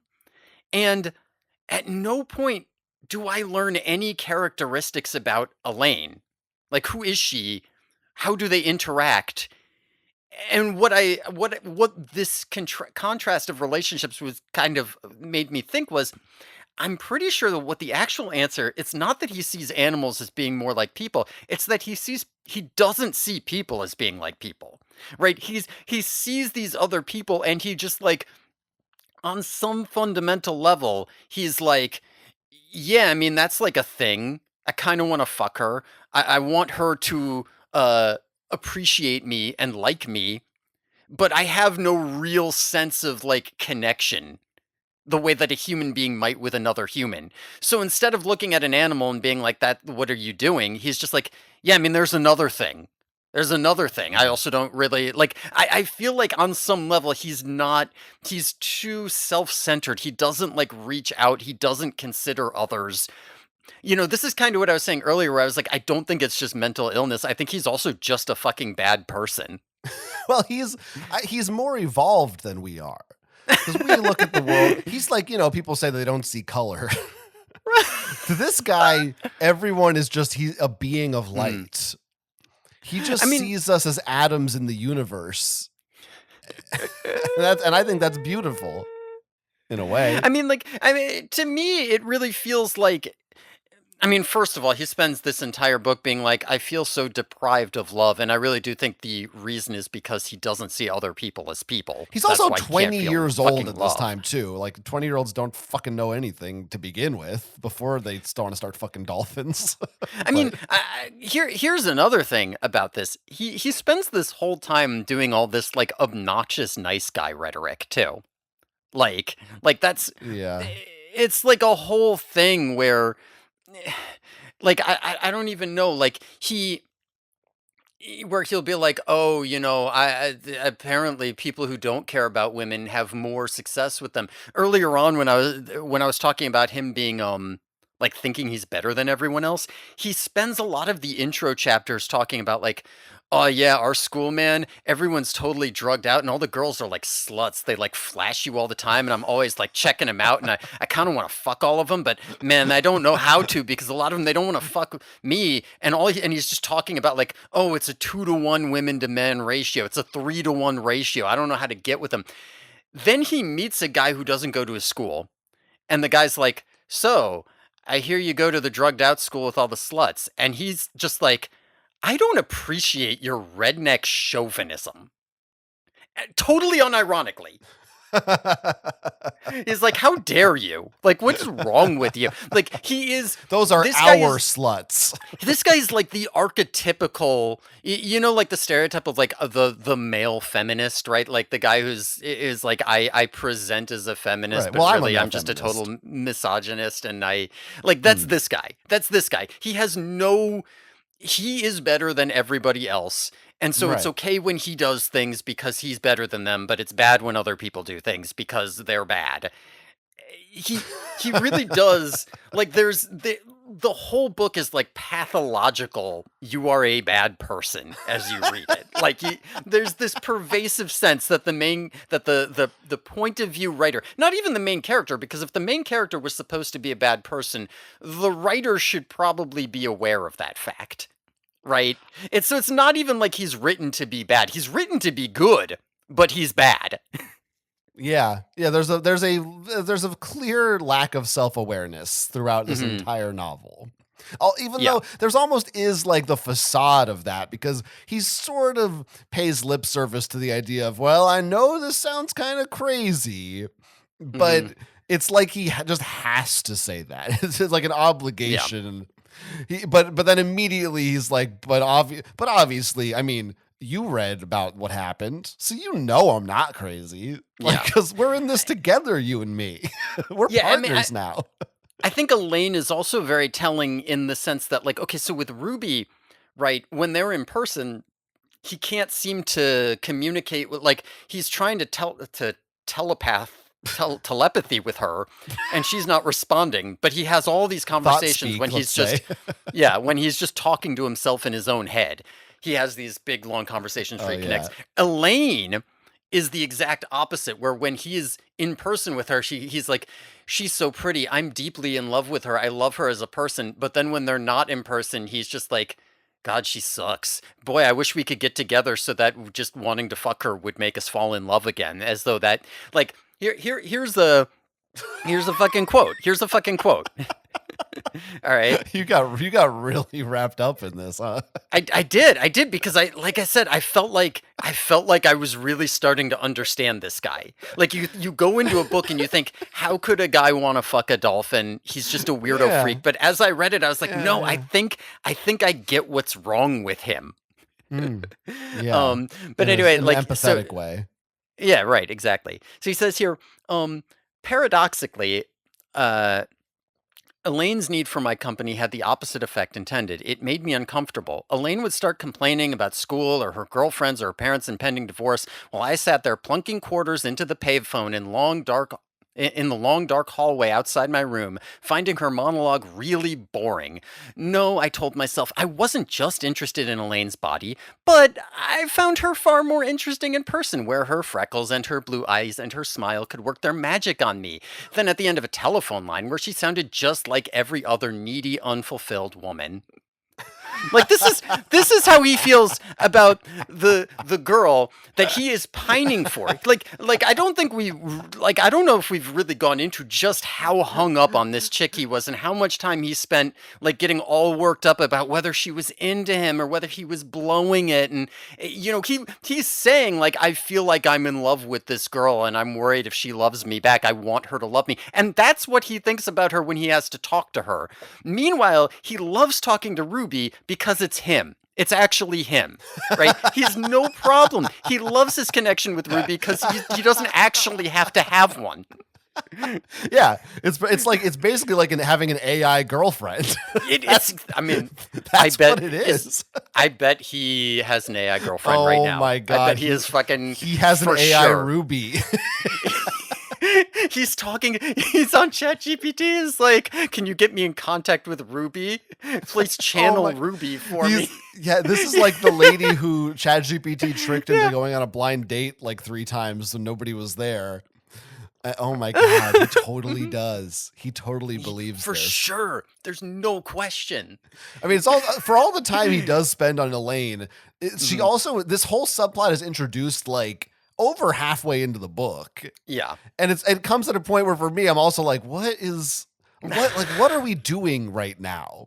Yeah. Because there is an overall sense reading this that, oh, this definitely is based on real life because it's written without any attempt to make it more of a cohesive narrative like you would a story. It's just, it actually feels like, oh no, he then he did this, then he did that, because that's just what he did. And he doesn't really care that it's not entertaining. It's what happened. Exactly. Look. I mean, it's also why there's a billion characters, because like these were all... That's what happened. Like, that's what happened in his life. I mean, attempt to... people listening to us talk about all this, I know it's not for you, not the most interesting part, but they want to hear us talk about the dolphin sex. Right. Yeah, Which I mean, 100%. Which I gotta say, to me, probably is the most interesting part. I mean... That is, that's my main takeaway from this book is not, this guy had some narcissistic tendencies.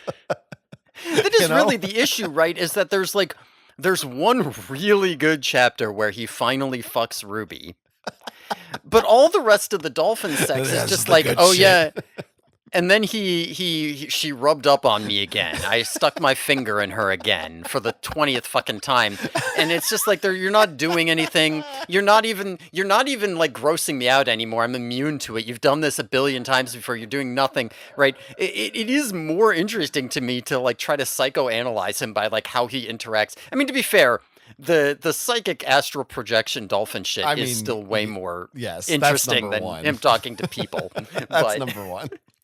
I mean, I still found it pretty gross for most of the book. I mean, listen. Some of those first things, they kind of hit you like a brick. I made sure to put one right up front, but like they stay like that, I was wondering, how are we going to broach this subject? Like, and he kind of just treats it very matter of factly, just like, oh, there was her vulva. Mm-hmm. He uses a lot of clinical language like that. Yeah, he sure does. And it does climax in one particular chapter where he gets some time alone with her and does actually have sex with her. It's a really good chat. He switches to the first person. I don't think I noticed. I was so engaged, so enraptured. Or no, I mean, I guess no. It's always in first person. No, that's not what it is. Always in first person. He's always in first person. He switches to, instead of saying "I did this with Ruby," he switches to "I did this with you." He switches to the second. Yes, it's like he's writing a letter. It's like written to her. Yeah, right. That's what it is. That's right. Yeah. But what I found in a way interesting about this scene. Yeah, a little bit. It is a little interesting. Like, it's also, maybe this is just because it's hard for me to relate, But it's not, you would think this guy dedicates his novel to the love affair he has with a dolphin and how great this relationship and the magical sex that he has with a dolphin and all this. Mm-hmm. And it doesn't sound particularly enjoyable. Even if I'm putting myself in the headspace, which to be clear, I'm not, but in the headspace of a zoophile, someone who wants to have sex with animals, there are ways you might think that they would write about this, that they would want to make it sound appealing. But his description is like, oh man, my penis like barely can get in there and it's like weirdly shaped and she's like hurting me and we're spinning around and I can't breathe. I'm like, this sounds like so much effort and it sounds like it sucks. Why, like my takeaway after this is like, I mean, why did you want this? This sounds terrible in every way. You didn't even lie to me. It's like, you didn't even like it. It was bad. You had bad sex with a dolphin after all this. What the fuck are we, like, what? That's what it was? Like, god damn. It's not about the sex. He likes her for her mind. He likes jerking off is what he likes. Yeah, I mean, yes. There are multiple scenes in the book where they don't have physical sex, but he like astrally projects into her enclosure with her while he jerks off or whatever. So this is a thing. They have like astral plane sex. Yeah, he also can, he can project into a dolphin body Yes. and hang out with her. Right. She One doesn't of do the that for fucking- him, though. Why doesn't she project into another human? That's true. Yeah. No, she projects into his brain to view what he's doing, but she never turns into a person. Yeah. I mean, fucking the one time where he actually goes and like visits her in a real way, he does actually discover that it's all an illusion. There's one time where he goes there and she jumps the fence of her pen and takes him out to see a dolphin orgy, and he's like, "Wait, you're like literally not even in your pen right now." And she's like, "Oh, sorry, I just thought you would like that."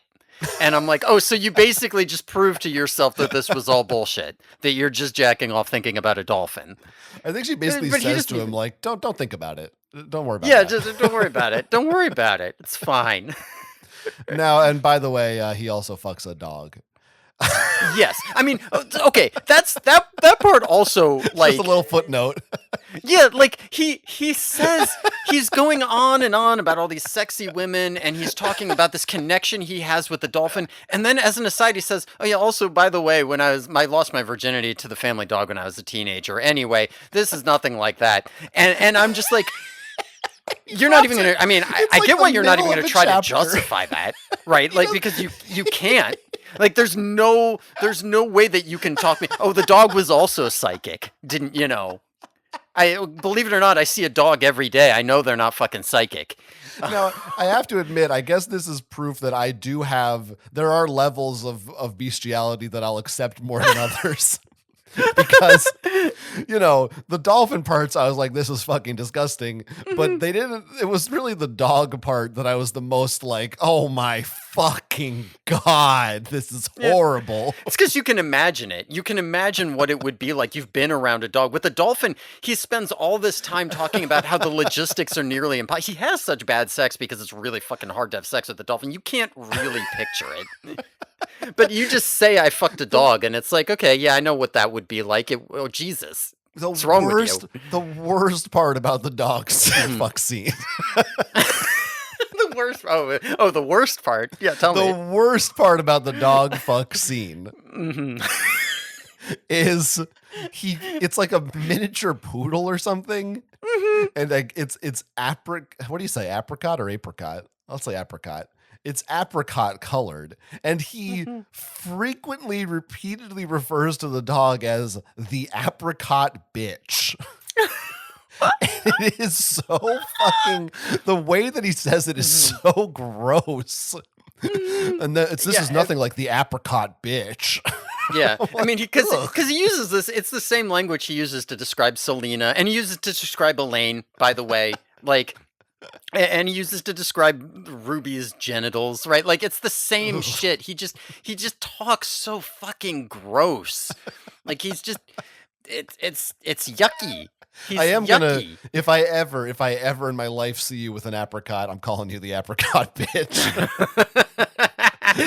I'm okay with it. I'm okay with it. Apricot bitch over here. That is fucking funny. Maybe I'll get one next time I see you. I'll bring one over. Should we talk about the ending of this book? I suppose we can. I have Yeah. a lot more to talk about, but mean- we do I want to mean- eventually get through it. we do. We have other stuff to get to. So I kind of Right. want to wrap this up a little bit. Mm-hmm. I feel like we covered like the major beats, Maybe you Yeah. disagree. I mean, we didn't talk about the whole section before the very ending where he meets fucking John C. Lilly. I mean, That's true. okay.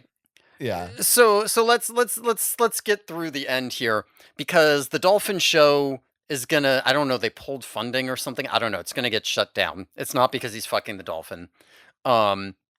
It's And- so meandering, this book, that like all this stuff takes place. Yeah. The ending of this book is like half of the book. Yeah. But yeah. So yeah, he fucks the dolphin at like 2/3 of the way through the book, and that's the last time he ever sees her. in person. So Bo, the dolphin trainer, like some of the dolphins get like tagged and released. I think Zach gets really pissed about it because he's like, how dare they tag the dolphin? He's stupid. He's an idiot. Um, but Bo takes Ruby with him, and Malcolm can't get in psychic contact with her anymore. And then, like 9 months later, He has a baby dolphin. No. he has a baby dolphin. No, we find out that Ruby died in captivity. In actually the same way Peter the dolphin from John C. Lilly's Experiment, the one who got jacked off, died. What I wouldn't give to be that dolphin, man. Which is it turns out dolphins can control their breathing manually, so they can kill themselves by swimming to the bottom of the tank and just not breathing. That's like a thing. Sure. So Ruby dies in this way. After getting separated from him, she kills herself. Also, I think actually it's before that we get a scene where he goes and meets John C. Lilly in person, but that doesn't really go anywhere. I thought maybe that would go somewhere, but he just like gets to see him and talk to the man, and he gets to be like, God, he's the coolest. He's such a badass. Everybody else is just like, oh my God, I wasn't ready for. I thought that I was a know-it-all, but he just totally beat them in the interviews. I don't know. It's ridiculous. It's like hearing a guy like rave about watching like Charlie Kirk debate or something, you know? It is. Where's the fucking he says, okay. He says, Jules is the guy trying to interview John C. Lilly. He says, I was beginning to enjoy this. Jules had inadvertently adopted an unproductive confrontational interviewing technique. Like most leftist political radicals, he was a devout materialist who, having no concept of the spiritual dimension, grew flustered when the conversation turned that way. This also confused me. Maybe you had a better sense of this, but that like when he referred to him as leftist, I was like, wait, what are this guy's fucking politics? Yeah, this guy is weird. Like he definitely, I think to him, what leftist means is opposed the Vietnam War. And like that's what it means to him. Because there are multiple times, or like too caught up in social justice. He definitely has some politics of that kind, but like he doesn't. I don't know. Yeah, He's fucking. This was in this interview, by the way. Okay. Right? Did I read this in the interview, or was this in the book? Where or was it in the book where he talks about whether or not he opposes the Vietnam War? Yeah, there's like a whole. Yeah, so in this book, at first he's like Zach is talking about how he opposes the Vietnam War, but he's just giving, like, it's very clear that he's just completely uninformed and just repeating things he heard while high. And then like Selena is like in favor of the Vietnam War because her son got drafted, which seems like a weird position to have. But she's like, no, I got to support our boys out there because my son's one of them. And then John C. Lilly in the interview is like, oh, I don't support the Vietnam War, but I also don't oppose it because I'm beyond such things. I transcend such worldly things. Maybe the world will end in nuclear fire. Who knows? The universe might be better off. And of course, the reporter's like, oh, what? I never thought of that. Wow, I just got blown the fuck out. I can't believe. Whoa, what a fucking Jesus. What do I even say to that? You're totally demolished by the brilliance, the facts and logic. I can see the YouTube thumbnail right now. It's so fucking stupid. Yeah, like it's hard to tell what exactly. I do feel like a lot of Brenner's politics are like some weird mix of the strange shit that he thought when he was a drugged out hippie and had no knowledge of, and his current sense as a 60-year-old of being all like, that's all shit that drugged out hippies think. That's not the real important stuff, which is the stuff, like, those are just stupid leftist kids. The real important stuff is other stuff that boomer drugged out hippies think. That's right. Dolphin fucking. Dolphin fucking. Oh, he's got another good thing about social justice here, where he's like trying to get the kids at his school to boycott tuna because they catch dolphins. Not the character, the fish, the food. Because there is a character named there's Tuna. A character called Tuna. Yeah, he says, I went up to a table in the snack bar where some students were talking politics and showed them the petition. One of them got very angry and began shouting at me. She said, tuna is a primary source of cheap protein for low-income minorities. If we stop catching tuna to protect a bunch of stupid dolphins, ghetto children will be even more malnourished than they already are. She said I must be a racist to be more concerned about the lives of a bunch of dumb animals than about the health of black children. Me, a racist. Can you believe it? When I was a kid, my folks brought black kids from Harlem to spend the summer with us. I wanted to tell her that, but she didn't give me the chance. And then they all started yelling at me. Can you fucking imagine really this guy on Twitter? That is it. So many of those passages are just textbook like right-wing comics where the one person's like, well, this person's freaking out, therefore they are wrong. I mean, that could be left-wing comics too, to be fair, but it's such a it's so funny. How he literally says, of course, it's basically, I have friends who are black, therefore I can't be racist. And then Selena comes back and says, your generation, so proud of your temper tantrums. Oh my You talk God. about ending the war, but all you do is incite riots that get innocent people killed. You want to save the world, but you don't even know what the world is or what you're saving it from. You want to dismantle the system, as you call it, but what have you got to replace it? Nothing. What a bunch of fucking hypocrites. Like, Again, the whole, this is a book about this dolphin guy, fucking. this is yes. I mean, this fucking guy, he has some politics, I'll tell you that. Yeah, so Selena really, ultimately he's just like, oh my God, she's the worst. And I'm not. It's hard for me to get a read on. Maybe I should like her. Like, Right. I don't know. but who knows? I hate all of them. I hate every single person in this book. She does. I mean, tell him like, stay the fuck away from John Lilly, and he's like, what don't they want me to know? Right. Yeah. Right. They're trying to shut me off from the truth. Yeah, no, like that's true. She puts him in contact with John Lilly and is like, and she's like, so how did it go? And he's like, oh, he's so cool. And she's like, oh, I thought maybe if you met him in person, you'd be like, oh, this guy's a fucked up whack job.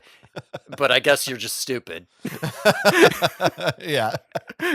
Now, I mean, that is kind of how the book ends. Is Ruby dies. He feels really bad about it. Oh, because he also had a dream that he believes was a psychic message from her trying to ask him to rescue her from this new aquarium.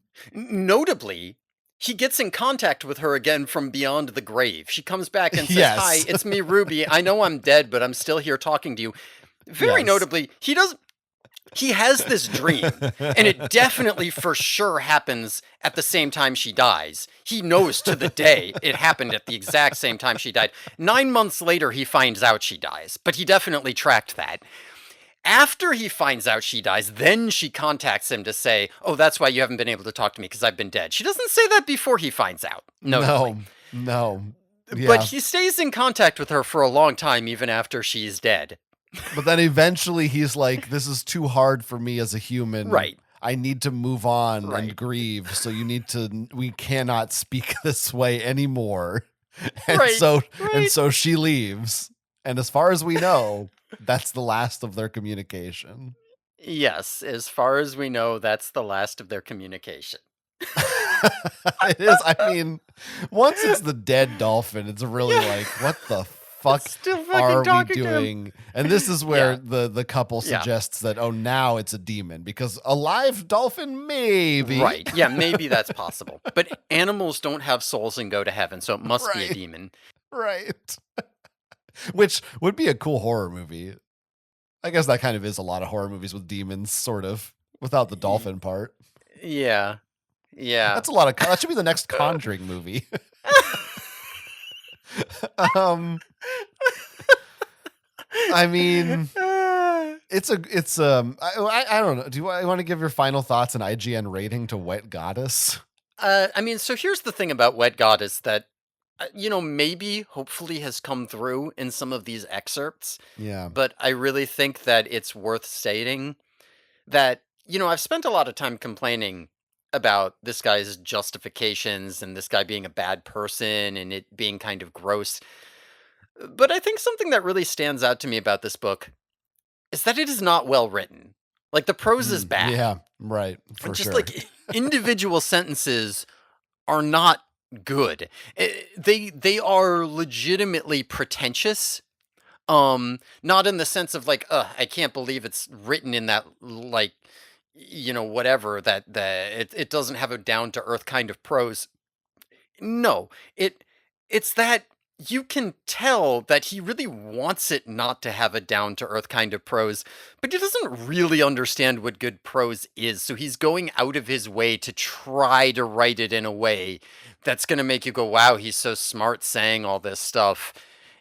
And it just sucks. It's just bad. Like okay, here's a quote. In this condition, my mother had no sense of humor. She was like some huge wounded animal that radiated pain the way a broadcast tower emits radio waves. That's the kind of like insane, what is wrong with you that you decided to express yourself in this way sentence that you're gonna get throughout the book. It's not a very good book. I just want to add that there was one, speaking of the prose, I don't know if you caught this. I wasn't sure if this was somehow a misprint in the version I was reading or something, but there's a part where he talks about Selena, I believe it's Selena's maid, who he refers to as her Asian maid. Yes, he says that a lot. And I swear, I thought it was like they made a mistake and printed the same chapter twice, because I swear there's like the same exact paragraph, or at least the same sentence, where he says the Asian maid came, or like and left as silently as she came. He uses that exact phrase about her in two separate chapters. I was like, this guy didn't even, he loved it so much, he didn't even look back and remember he already used that one. He loves to use words like angular. He overuses that word a lot. He'll often, I mean, like he has, that is part of what makes it so bad, is that it's not just that he's like trying to sound smart. It's that like, he only knows one way to do it. So he just does it over and over again, hoping that you'll be impressed. Yeah. So is this a game over or a continue for you? Oh, this is a continue for sure. This is my jam right here. I want to know more. I hear about bad people doing bad things, and I'm immediately, my interest is piqued. I'm like, I want to know more about the bad people who do bad things. Tell me more. Let me into your head. He's still. I mean, he's still continue. Ruby did not continue, but Dolly. Oh fuck, Dolly. You know what? I'm gonna try to psychically connect to Dolly and cuck him. God damn! At the end of the book, at the end of the fucking book, oh my god, he talks to some other guy who worked there. I think it's Otto, and he talks about missing Ruby, and Ruby says, "That old whore? She was a total cunt, man. Yeah, a regular she-porpoise slut. Every time I went down there, she'd come on to me. She even let me stick her finger in her pussy, man. Shit, I probably could have screwed her, except it would have been too embarrassing, like fucking a cow or something, except she'd probably have drowned me when she came. Hey, where you going? You ain't finished your beer." Like, he literally, like, after he has this whole experience that's so transcendent and cosmic and whatever, he's talking to the other guy's like, "Oh yeah, she just does that with everybody." Yeah, but he's like, "Well, I know that's not true. She told me that she tried it with other humans and it wasn't as good." Yeah, he asks dead Ruby psychically if that was true, and she's like, "Well, of course, we dolphins, we just love sex. That's how we commune on a higher level, is by fucking. So, like I try with every human I meet, I try to see if I can connect, but you were the only one who was open to it." Right. Man, the number of times I've heard that from human women. Ruby is also in a relationship with the dolphin Bimbo, so there's already kind of a weird love triangle going on. Yeah, there is a weird love triangle going on with him cucks and Bimbo. He does cuck Bimbo, but then Bimbo kind of cucks him because Ruby goes off and is happy with Bimbo without him. Like, I think Ruby kills her. There's conflicting stories. So Selena who it's implied is just being a bitch, is all like, Ruby Typical. sucked, and so we had to separate her, and then she killed herself. But then Bo is all like, no, she and Bimbo were way too lovey-dovey, and I couldn't keep them together, so I separated her, and that's when she did. It was because she wasn't with Bimbo. So I don't know. IGN rating? A 10. This is the first 10. I'm giving this a 10. Wow. Holy shit. Yeah, I don't think this, I mean, I don't know if I can go that high. I don't know that I would recommend this book to people necessarily.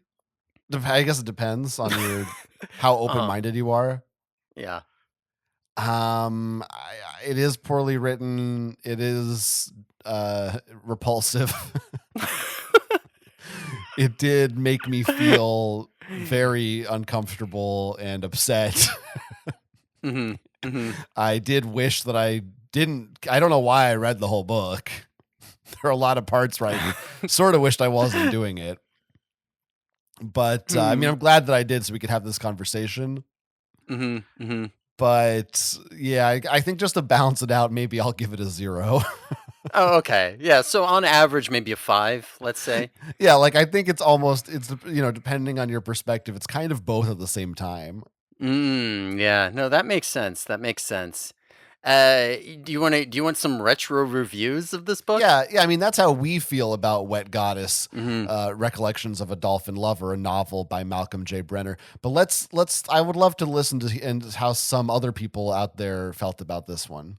Okay. Well, I have a couple of reviews here from Goodreads.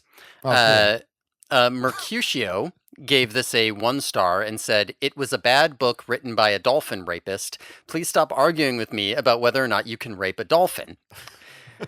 Fair. Vanessa VD gave this book 4 stars and says, "You have to have an open mind to understand this and see it through the eyes of love." 2013. Edit, now that I am older, I need to say that it was wrong and I cannot think it was all right. I guess I wanted to see a connection on a deeper level, but that doesn't mean the idea to justify a rape because it was and that's wrong. 2021.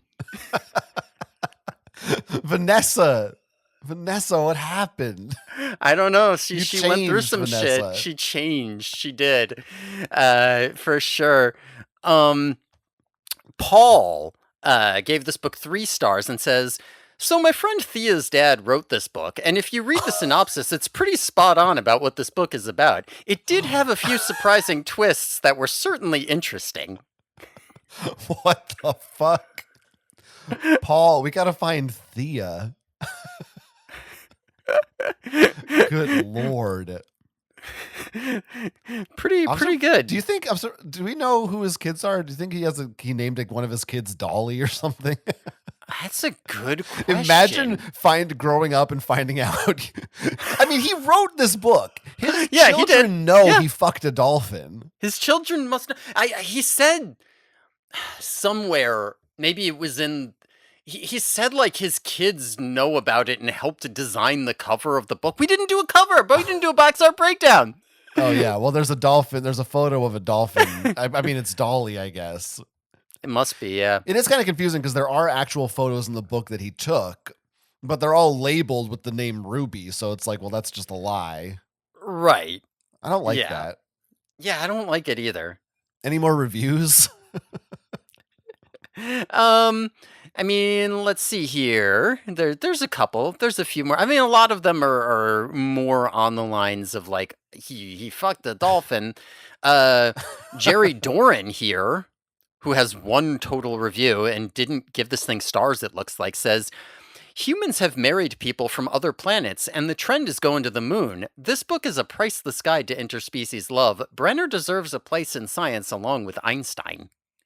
Wow. Kadi Kedrov gave it 3 stars and said, "No words for this one. Thought my reading experience would be worse than it is, so 3 stars." Some people have mixed opinions on the book, I think, I would say. I see there's some reviews on Amazon I'm looking at here too. Okay. This one from Ryan Sterling, I'm just going to read a little bit of it. It says, "My honest evaluation, The book disturbs me, but not in the way you'd think. What I Mm. find most disturbing about Wet Goddess is not simply the surface level prospect of a relationship between a human being and the second most intelligent organism on the planet, but rather the questions it raises and my inability to answer them. I was forced to question a lot of things while reading Wet Goddess, and unfortunately, I feel as though my impenetrable armor of zoophilia is always abusive has been dented in the process. 5 stars. Yeah, he's right. No, I mean, here's the thing, right? If you were gonna try to make an argument, like the standard argument of like, oh, I know it's not a human, but that's just you being grossed out. If you can communicate and you can understand each other emotionally, then why can't you have consent? You don't necessarily need words for that. If you were going to make that argument with one animal, a dolphin wouldn't be a bad one because they are highly social. They are quite emotionally intelligent. They are extremely sexual animals. They do a bunch of weird fucked up sex things. Like wild dolphins are known to like form pods and gang rape porpoises of other species. Like they do weird sex shit. Like if there was one animal where you were going to be like, no, that animal was actually into it, it might be a dolphin. The problem is in all of these stories that you get, like this story or the dolphin house or whatever, if you were to make an analogous situation where Ruby is a human, it doesn't make the relationship not abusive, right? Like this is a bad story because Ruby is still in captivity, right? And Zack still has that kind of power over her because he's like associated with her. Like if he was a prison guard having sex with one of the prisoners, right? And then like and he was just like, why didn't she ever She try came to on to escape me. from prison? Yeah, she came on to me, and then she killed herself after it was all over. And he was all like, but it's okay because psychically I knew we were connected to each other. You wouldn't come out of that being all like, oh, well, then clearly the relationship was okay and consensual. So, like, the fact that this is the best you've got, right? This is your defense to why this is okay, tells me that, like, no, all of that other stuff that I said about how it totally could be with the dolphin, that's all bullshit. Right? Like, we're not even at the point of having that conversation because even if all of that was true, this would still be an abusive relationship. Right? Like, yeah. Yeah. Like, Yeah. and you can do the same thing with the dolphin house, right? Like, it's really upsetting to hear like you can get like audio recordings of like the student trying to teach the dolphin English, and she has like the demeanor with him of like a school teacher, and we know that this dolphin is just entering puberty and would be the equivalent of like a 12-year-old. It sounds like a school teacher chastising a 12-year-old. So like even if a dolphin could consent, this relationship would be abusive. So it's like none of these stories are going to convince me of anything. If every single person who is like doing these sorts of things is bringing these stories to the table, then it's telling me, no, you're just bullshitting me. Like you're just bullshitting me. You're just a bad person. All right, you convinced me. I guess I won't try to fuck a dolphin. Listen, maybe you could get away with it because you're a good person, unlike everybody else who's a Yeah. bad person. Yeah. And if I had Yeah. a psychic connection. And I mean, I'm a good person too. So like if so inclined, it wouldn't be wrong if I did it.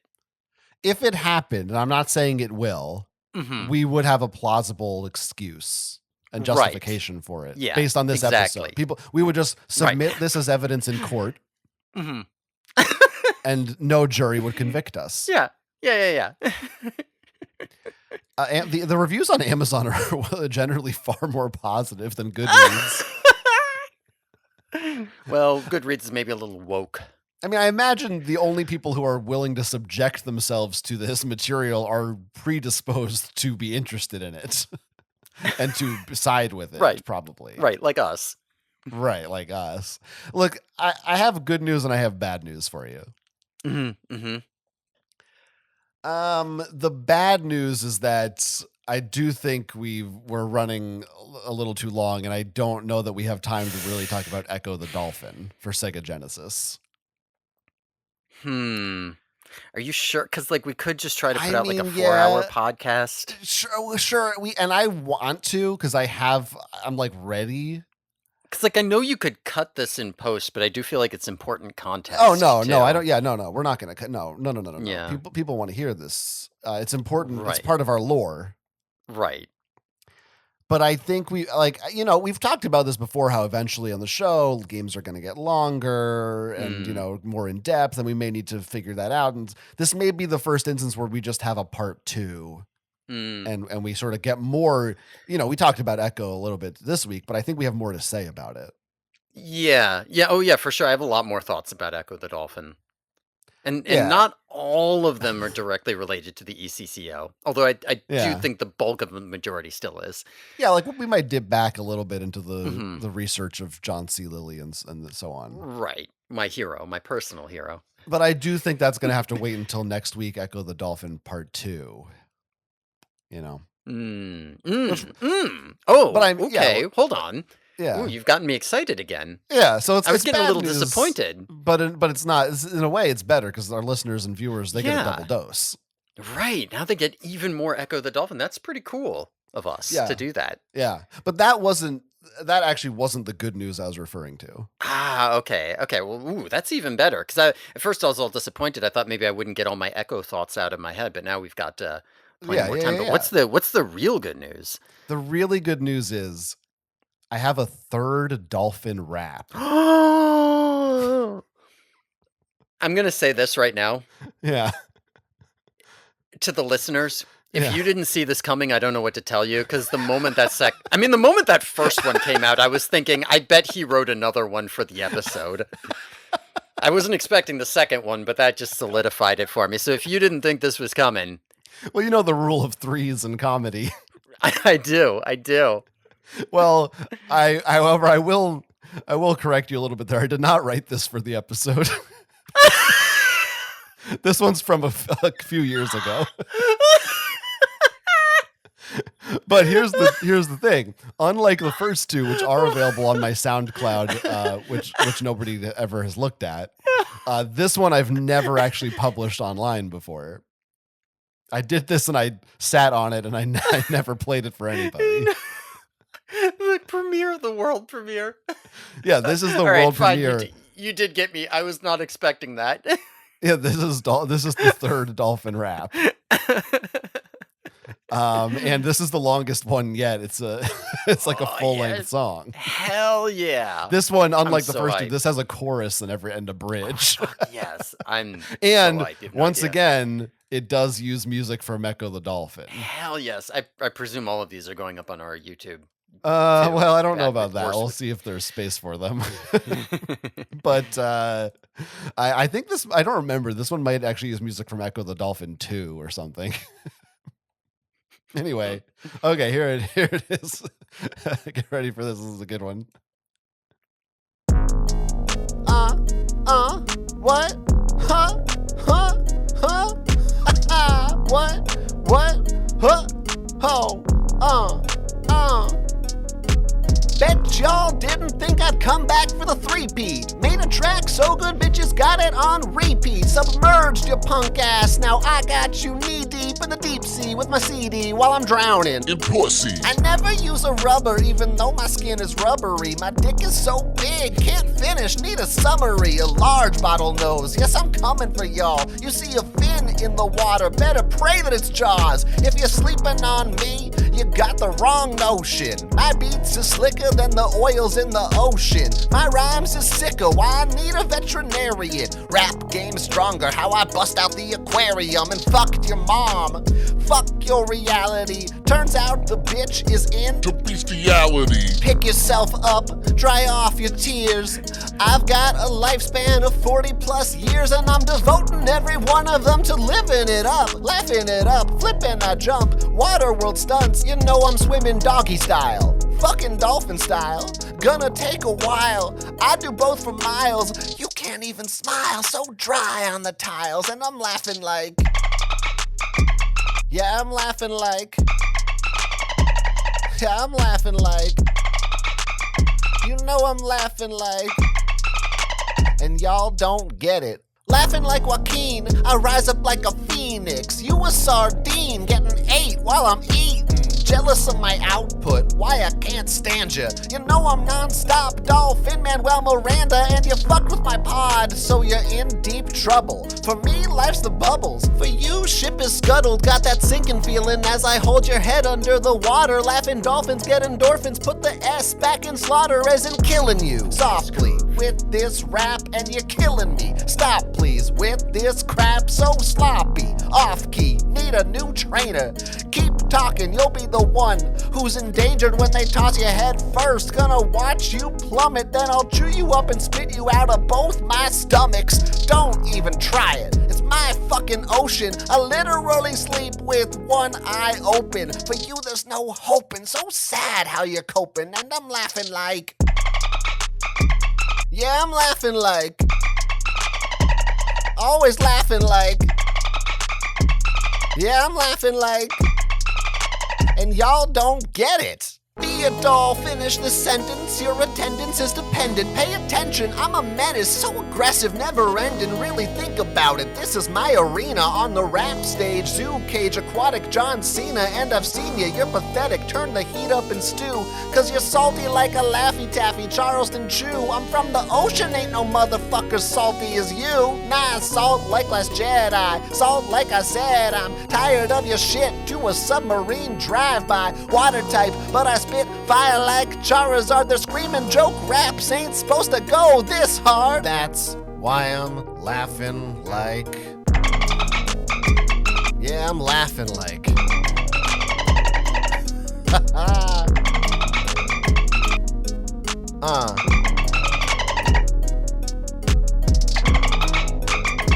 No, I'm laughing like...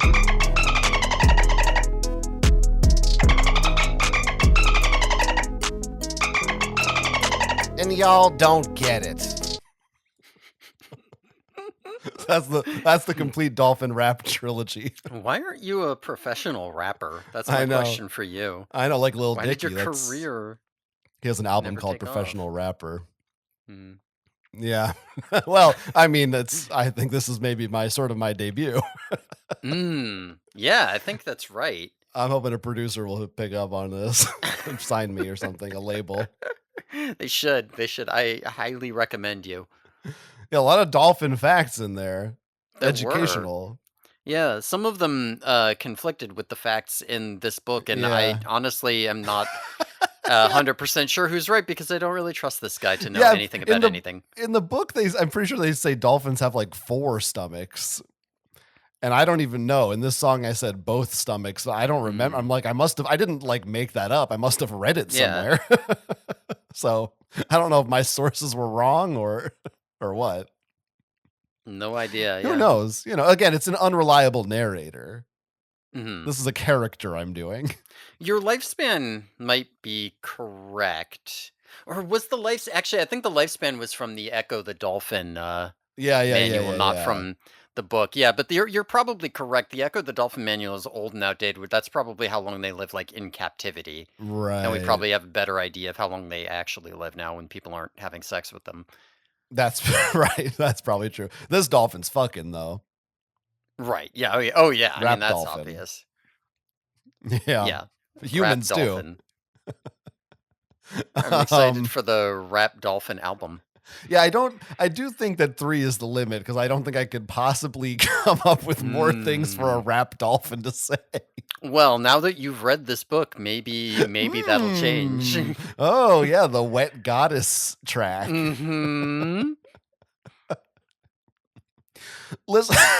Listeners, we'd love to hear from you your thoughts about Wet Goddess. You know, do And you Echo the side- Dolphin. I know we Yeah, haven't really yeah. talked about it yet, but you can get those in too. Ecco the Dolphin, of course, for Sega Genesis, as well as Wet Goddess by Malcolm Brenner, or the research of John C. Lilly. Any of these things, you could leave a comment on YouTube, or you could email us, badwithgamespodcast@gmail.com. Also happy to read any of your own dolphin erotic fantasies, dolphin erotica and fan fiction that you may have written. Oh, Send sure. it, Send that please. our way. Yeah. Illustrations, We'll review it on the photos. show even, yeah. There's in the interview with him on his website, there's a part where he says, other people have talked to me about their experiences with having sex with dolphins. One person even showed me a video to prove it. It's like, okay. Cool. That sounds pretty cool. Don't send us videos. I think we got to draw the line there. You can send me videos. DM them to him on Bluesky if you want. And yeah, I guess that's it for this week, but look forward to part 2 of Ecco the Dolphin on next week's show. I'm looking forward to it. I can't I haven't wait. gotten all that dolphin out of me yet. you gotta do some deep cleaning to really fully get it out of you. All right. Till Thanks next for time. listening. Oh, and patreon.com. Ooh, If you yeah, want to, Patreon, after listening to this episode, you really feel inspired to give us money. I hope you do. Yeah, we're going to be talking about Otter this week, a book in which I'm pretty sure the otter does not fuck anyone. We'll find out, though. It's possible. Who knows what Maybe- that freak K. Applegate's up to? She is kind of fucked up, that lady. Maybe somebody gets eaten by it. We know about her, like, vor fetish. Go listen to our other Yeah. podcast. You'll learn all about Yeah. this stuff. Yeah. We'll talk about it over there. We'll save that for behind the paywall, the juicy stuff. Peace. Dolphins out.